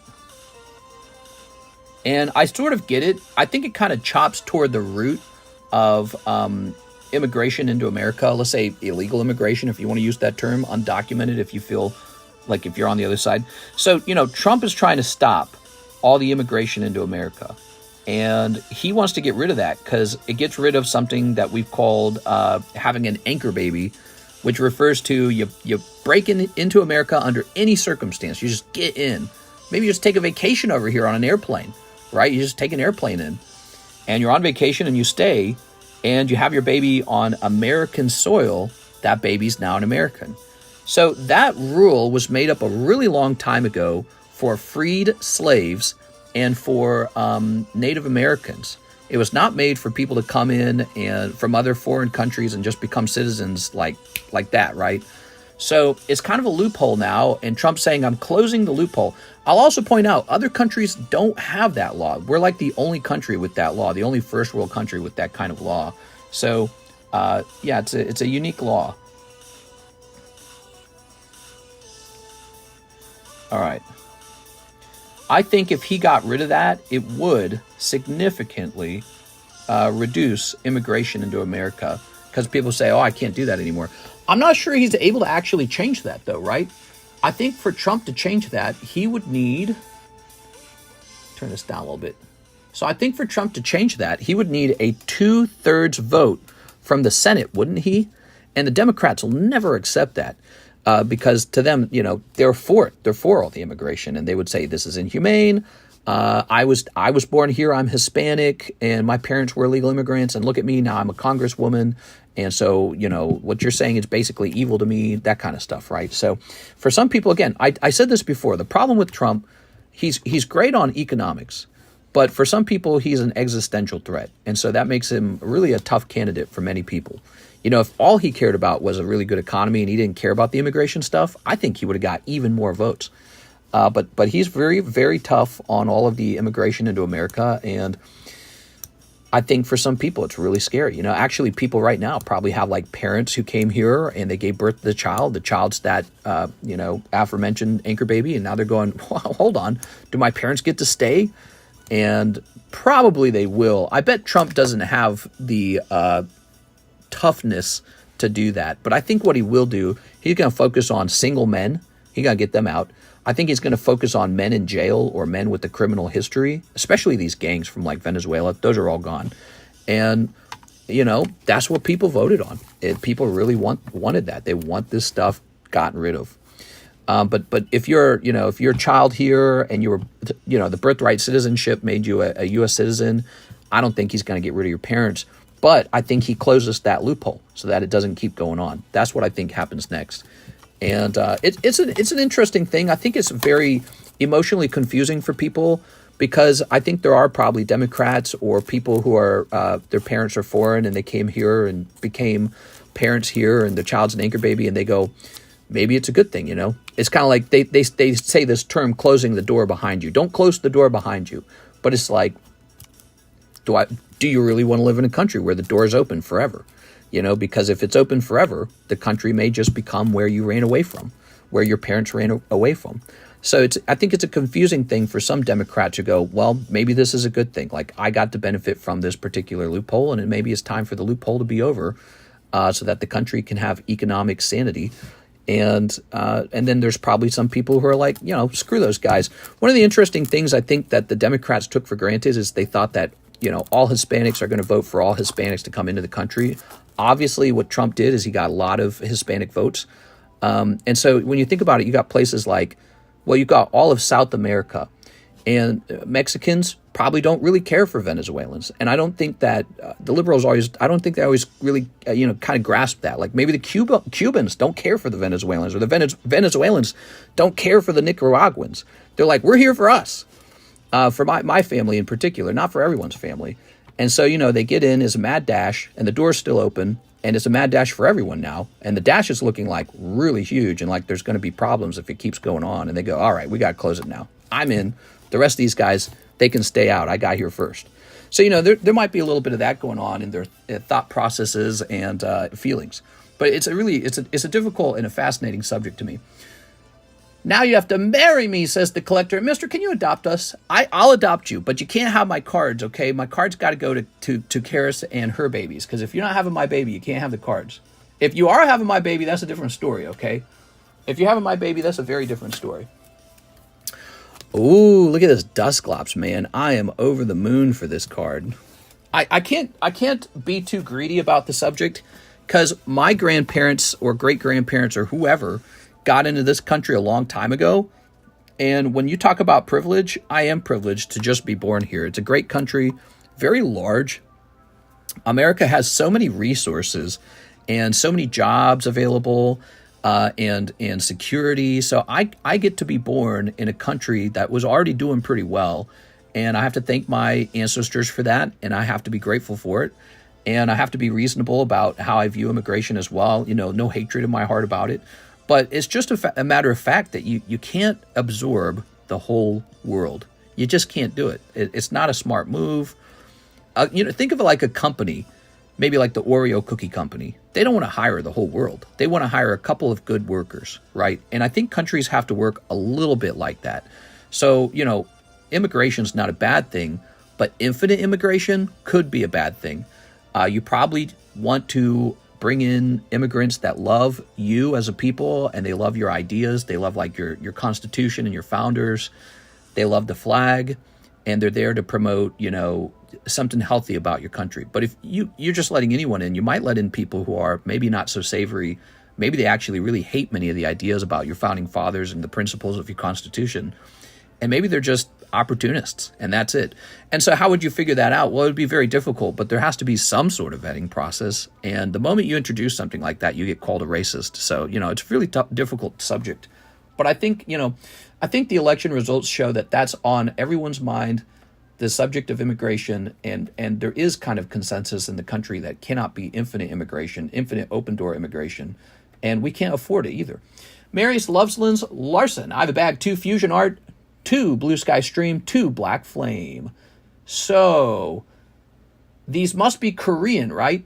I think he's ordering Korean packs. All right, based on the price. 2 of these. You can't part with many of your Crystal Nido Kings. Not my Crystal Nido Kings. I love those Crystal I could probably sell one. I love my Crystal Nido Kings. What do you think? I'm just going to give up my Crystal Nido Kings? 2 of these. And 2 Fusion Art. But yeah, the people who are already here are very lucky. And I think that's why people are so open-minded toward helping people get into the country. But at the same time, there's some kind of resource limit to that, right? Like, it can't be infinite. Infinite immigration does not work. And nobody wants to be the one to stand up and say, all right, I'm the one that wants to stop the immigration. But Donald Trump is that guy. He's like, no, we're stopping this. We can't afford this. It doesn't make sense.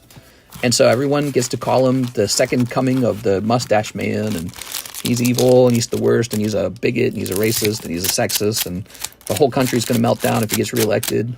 Here we are. So, yeah, but take a look at America. $35 trillion in debt. $35 trillion. $35 trillion. We pay interest on that. We're leaving behind massive debt for our own children in their own country. And we're doing that in the name of being moral, I guess. Like, hey, we're saving everybody. How long can you save everyone before you're bankrupt? Like, there's, it's not magic money. It's not monopoly money. And, so somebody's got to say that. And it's really tough to say that, I think, because it's a very unpopular opinion. Here we go. Marius Lovesland Larson. Bazoink. I think it's very tough for somebody to say that. I don't think it's a popular message. If you came out and you said, I love everyone, I love people of all races and colors and types, please, everyone come in, I just love all of you guys, that's a great message. Especially if you're like a celebrity or a social media content creator. When you say stuff like that, you get more views, you get more subscribes. When you say something like, there's not enough money for everybody, simple. People go, ooh, this guy's a negative Nancy. This guy might not like people. And so that's just the nature of it. And so Trump's kind of that guy who's coming up and being very unpopular. But again, look at America's debt. It really is $35 trillion and rising at a rate that's historically insane. So we're just spending money we don't have. We're paying for like 2 wars, the Israeli war and Ukraine war. And then we're spending $180 billion on the border crisis. So it's like, and then Americans are homeless at a really high rate. Actual citizens are homeless. We can't help them. We can't put them in hotels. We can't give them $350 a week. They're homeless. And no one's coming to help them. It's just like, good luck. We're helping everyone else. See all these people who are not U.S. citizens, including Ukraine and Israel? They're getting the help. They're getting the help to the tune of $360 billion combined. Like, wow, Jesus Christ, dude. Wowee. Where do we even come up with that money? Well, you work all day, and then you pay this thing called taxes, and then the government takes all your taxes, and then it gives it away. And then it prints more money because it's actually not enough taxes to pay for all the things they're buying. So they actually have to print money to pay for the things they're buying. It's called raising the debt ceiling. So when they say they're raising the debt ceiling, what they mean is they're printing money. They're printing it on interest too. So they're printing money and then owing interest on that money they borrowed. And all of that has to be paid off by Americans, the next generation of Americans essentially. And so we're kind of screwing them. Ooh, yeah, this card's so expensive. I love this card. All right, take this and we're going to scan it. It is a very sad situation.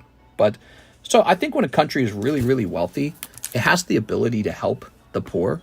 But I think you have to understand America, the government, is really not that wealthy anymore. If you're $35 trillion in debt, how are you supposed to help people? You're just spending money that you really don't have, you know? America could use some charity. America's broke. There we go. So you're spending money you don't have, and the way you do that is by printing it. Ooh. 16-year-old with a baby. Then I went to college, and 40% of the population in San Francisco is Asian. Well, that just means San Francisco got that much better. All right, let's see.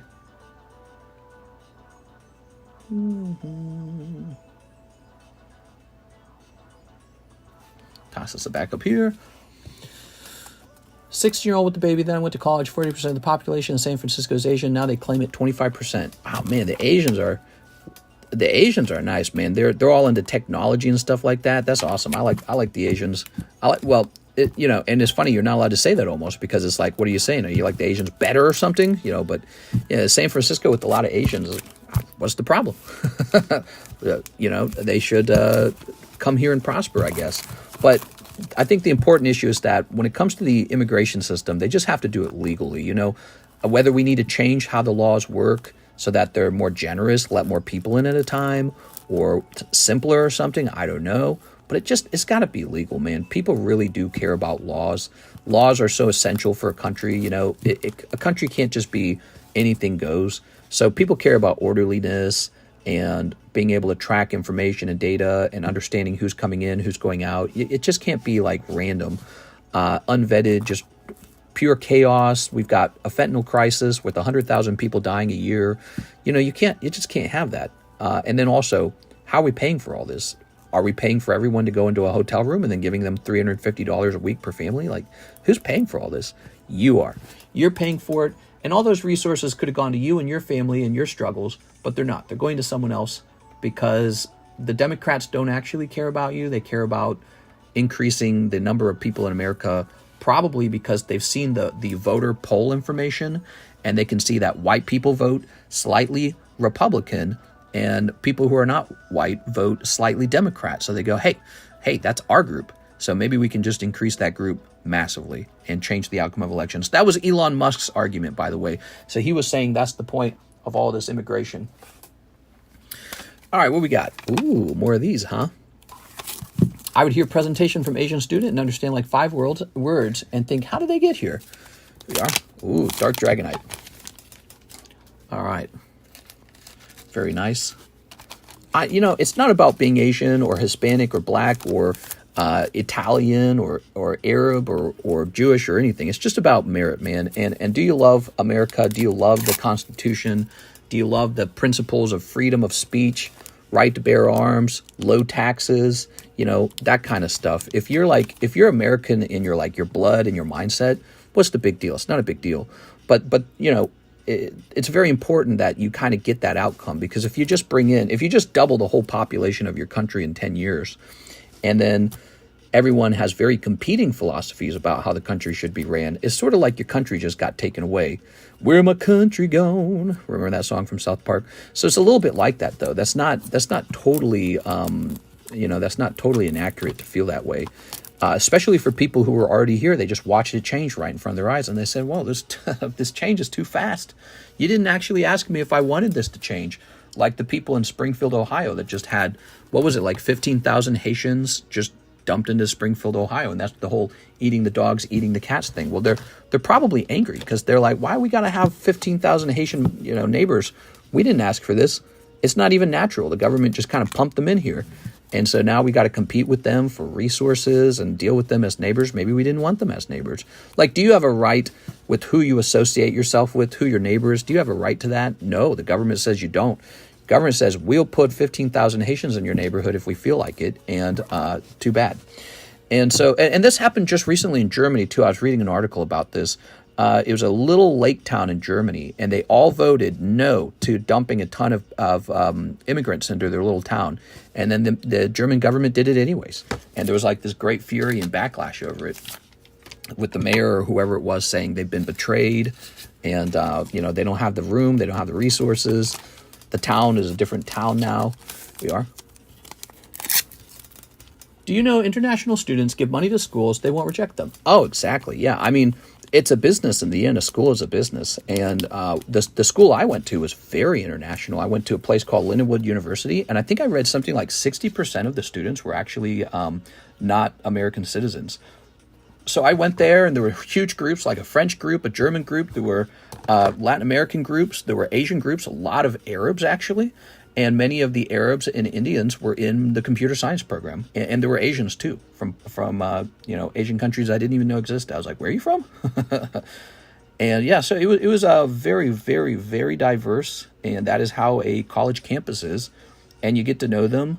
I was the president of the computer science club for Lindenwood for 2 years. And so you get to know them, you get to like them, you realize you're not really that different. There's not much of a difference between you and them. And you realize, yeah, man, they could just be here. Like, why would you want to kick out somebody who's now college educated? They're college educated. They came here. I've told this story before. I had a friend named Hain, and he was Asian, and he was from, I can't remember the name of the country. I really can't, to tell you the honest truth. But he was from an Asian country, and he got the same degree I did, and he might have even got better grades than me, because my grades were really kind of a struggle. They were kind of like, in most classes, they were a high C, a low B. They're tough. Computer science classes are real tough, okay? And because they're not just tests. You have to write actual functioning programs, and it's really tough. And I remember he wasn't in any of my projects, but we hung out a lot because he was also very active in the computer science club. You could just tell he was smart, right? Like, he had a lot to say about, different subjects, and you could see his program sometimes. I was like, oh, your program's done, huh? So he was probably about an average student. And then he told me one day, we were just sitting around talking, that he was really anxious because he was failing to land a job in the United States. He had to get a sort of work visa to stay. And he was saying, I can't get the visa. He's like, I can't get someone to hire me and give me the visa because these companies, to get the visa, have to pay a fine. There's like a fine for hiring somebody who's not an American citizen. And I think ultimately he left because I still see him on Facebook, and I don't think he's here anymore. And I dwell on that sometimes because he spoke English. He finished the courses. He got the same degree. He knows how to program, and now he's not here anymore. And maybe to some degree that's maybe an American programmer who's competing for that exact job is saying, good, why should he get the job? I was born here. That should be my job.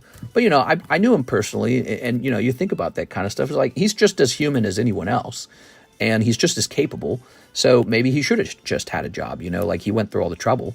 But yeah, so it's like this struggle kind of concept that you have to dwell on at night and think a great deal about. Jobs are limited resources. Profits are limited resources. Degrees are limited resources. Getting to live where you want to live and have a partner with who you want to have a partner with is a limited resource.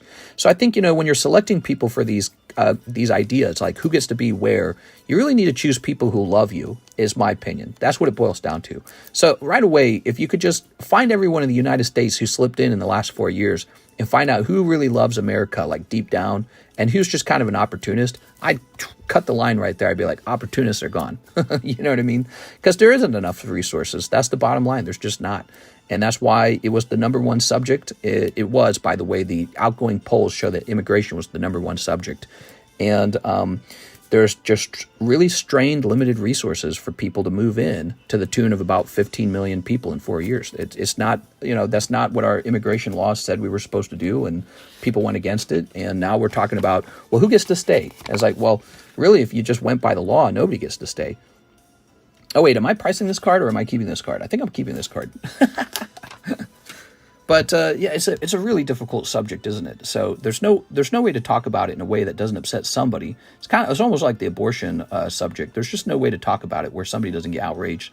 And again, because essentially it boils down to it being some sort of existential crisis for somebody. Somebody goes, well, I'm here now, so what are you saying? I have to go now. And it's like, well, I don't know. We are. All right, but Trump's going to be that jerk that everyone calls very nasty names, and he's going to say, well, we can't have infinite people forever. Hot girls are limited resources. Well, and that's a really fascinating thing, because if the immigration law said hot girls can just come straight in, it's crazy. I think a lot of men would just vote yes on that. So it shows you, once again, the vetting is an essential a part of the process of immigration. Like, what if you could have a sort of visa pass where you're just young and hot, and that's it, nothing else, just young and hot, and you can just come straight in. And funny enough, I think a lot of American men might actually go, maybe, maybe, why not? All right, let's hit refresh. You know who might not like that? The 4B movement girls. I'm joining the 4B movement, everybody. I'm going to shave my head, and I'm no longer having sex with men. I'm only going to have sex with women. Take that, men. All right, James Gower, 1, 2, 3, 4, 5, 6, 7, 8, 9, 10. Did you hear about the cartels hitting the American mining companies in Mexico and stealing tons of gold and other precious metals? Damn, dude. That's, and that kind of stuff will always exist. Yeah, that's just the nature of the world. That's why you have to have militaries, why you have to have securities, why you got to have all that stuff, right? Because humans have the ability to just steal from each other. And it's been around forever. And back in the cowboy days, they had like a hangman noose and all that stuff, and if you stole a horse, they just hung you. They're like, you're out of here. But nowadays, it's just really tough. There's never enough resources. There really isn't. There's never enough resources for everyone. That's what it's all about. The majority of the immigration is a subject of resources, and not a subject of political oppression. Although I do think that happens sometimes. So I feel sorry for those guys, because they get wrapped up in the economic migrants. Here it is, James Gower. Some people really are oppressed. Here's Terrapagos. My IQ is 127. I've been tested. Can I at least watch? Pikachu SIR incoming. You mean the $500 Pikachu? Free extra pack for every 5 minutes my order goes by. Here's Oricorio and Archelodon. Ooh. James and Alana, you're saying you got an order in? Oh, you're James Gower. I'm being silly. All right, James Gower. Here's Skeledirge. Here's Meryl, Palkia. My opinion, when it comes to subjects, and I know you guys love my opinion, that's why you're here, right? My opinion is that America should always make the next smartest move. Whether it's a Republican move or a Democrat move, doesn't matter what your religion, skin color, or beliefs are, whatever the smartest move is next, that's the move you need to make. And people should be really bipartisan about it. Wait, is it partisan or bipartisan? I always confuse those two. I think it's bipartisan. People should be really unbiased about it. If there's something that's smart to do, let's just do it. Vibrava. So on the subject of immigration, you have to sit down and say, what's the smartest move? And I do think it's smarter to have order rather than chaos, and to know what's going on rather than to have it done in secret, or, with association with cartels helping people move around and stuff like that. And I do think there should be some vetting process, like maybe some families or skilled workers should come in. Stuff like that, right? Those are just common sense ideas. Ooh. All right. James Gower. Mr. James. But how about those Venezuelan gangs in like Colorado taking over apartment buildings? Like, that's nuts, dude. It's kind of embarrassing. Like, other countries would never allow that. They would just come in and get rid of them. They'd be like, not in our country. All right, so you got Drayton, Vibrava, Executor, and Archulodon. No holos. Thank you so much. There we go. Thank you so much, Mr. James. Boozwinks. All right. Yeah, we have an infinite need for those holos as well anyways. All right, so what I've found with all these lovely slabs is that they're just going back to the slab collection box. These are going back to my PC, my personal collection. I'm going to set them over here for now. What's this Miltank doing over here? Is this supposed to be over here? I don't think this Miltank's supposed to be over here. All right, lovely Miltank. What was Miltank? Wasn't Miltank like a $53 card? Miltank was a $53 card. Okay. Miltank's got her udders out. Oh my God, Miltank, cover up. Okay. Here's Gardevoir. Pop 73, $500 Gardevoir, huh? Curious. It says I last priced at $724, so the price could have really swung a different direction by now. Burning Shadows, Gardevoir. I'll tell you something that's done very well for me from Burning Shadows, and that is the Wick. Thick Wick has been a very good card for me. All right. We still do not have a Gardevoir for sale. So there is no price on this Gardevoir because nobody has one for sale at all. In fact, we've got two of these. Here we are, Gardevoir. Oh. It did say that the population last time was 73, so I'm curious what the population today is.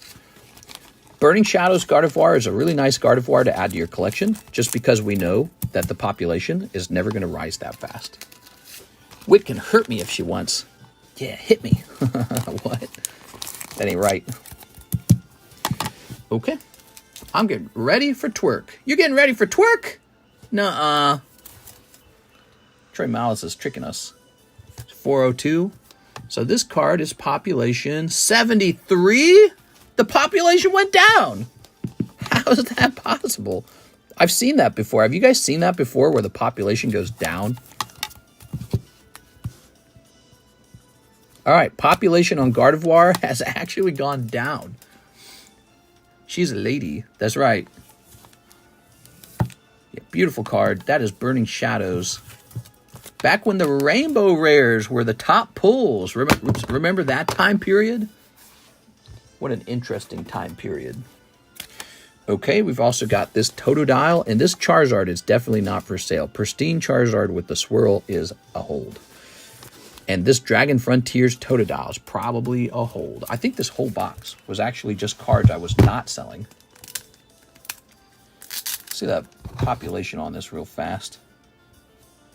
So Totodile, huh?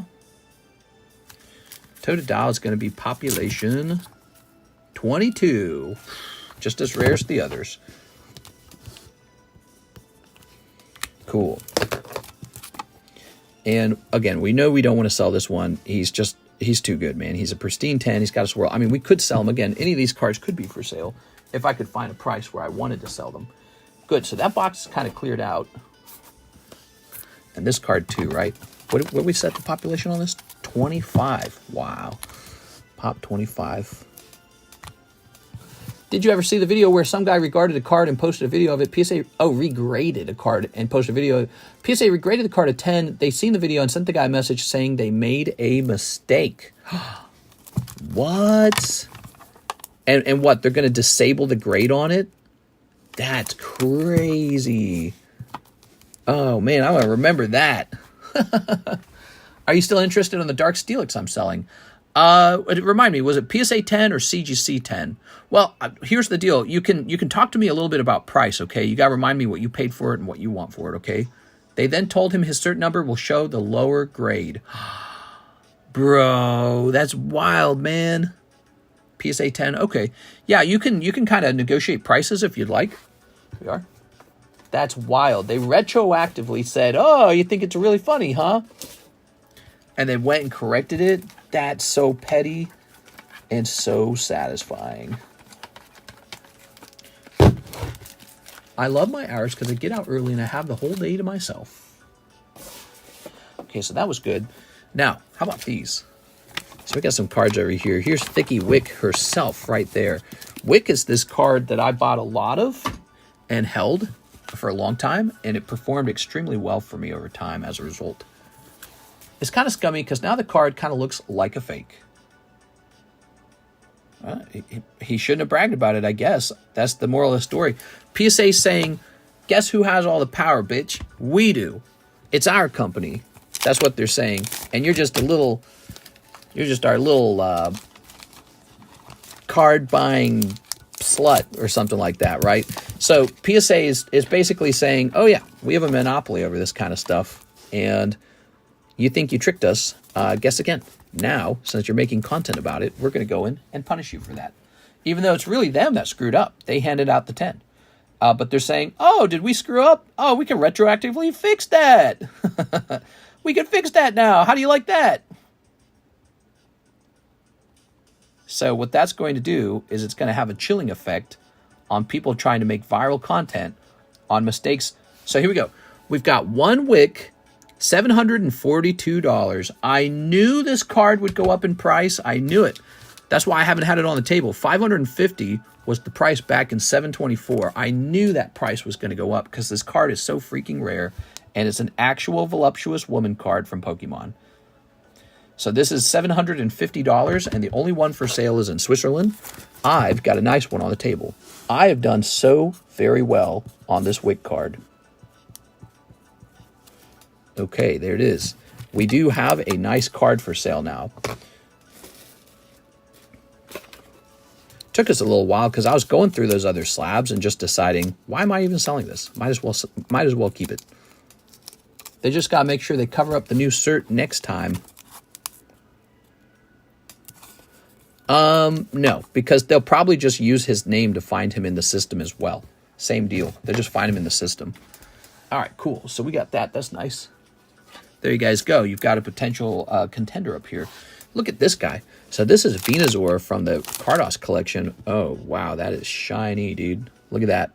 From the video game. Said $1,900, huh? That's really expensive. But that is sort of like a chase card right there. So you see 10 Cardos Venusaur. You're still holding it for me, but I can't remember how much I paid for it. Okay, so the price of this card is still $1,900. And so that price is actually good to go. Let's just get it a new sleeve. Okay. Well, I could just hold this card. But he is Venusaur, and I'm more of a Charizard guy.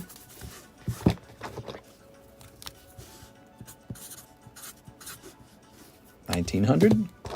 That is cheaper than the one on the market. The one on the market is $1,975.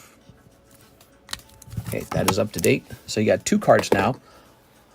My least favorite thing about Cardos is spelling Cardos correctly. Oh, yeah? All right, let's get the collector on this list. Mr. the Collector going on. All right, guys, we're going to go ahead and wrap up now. I had a lot of fun with you guys this Sunday. It was a little more brief, lighter on the sales, but that's all right. We had a nice night together anyways. And I'm starting to work through some of my expensive slabs to find out which ones are for sale. So like these two right here, they are officially for sale. We've got this is a really solid pick right here. So this wick has gone up in price year over year. And then this one's more of niche. This is like for a vintage collector who doesn't mind CGC, yet understands and appreciates why it costs $1,900, which is a lot of money. Show me the waifus. I will, but we'll have to do it tomorrow, okay? Tomorrow. It is 4:09, and we are ending the stream. I had a lot of fun, guys.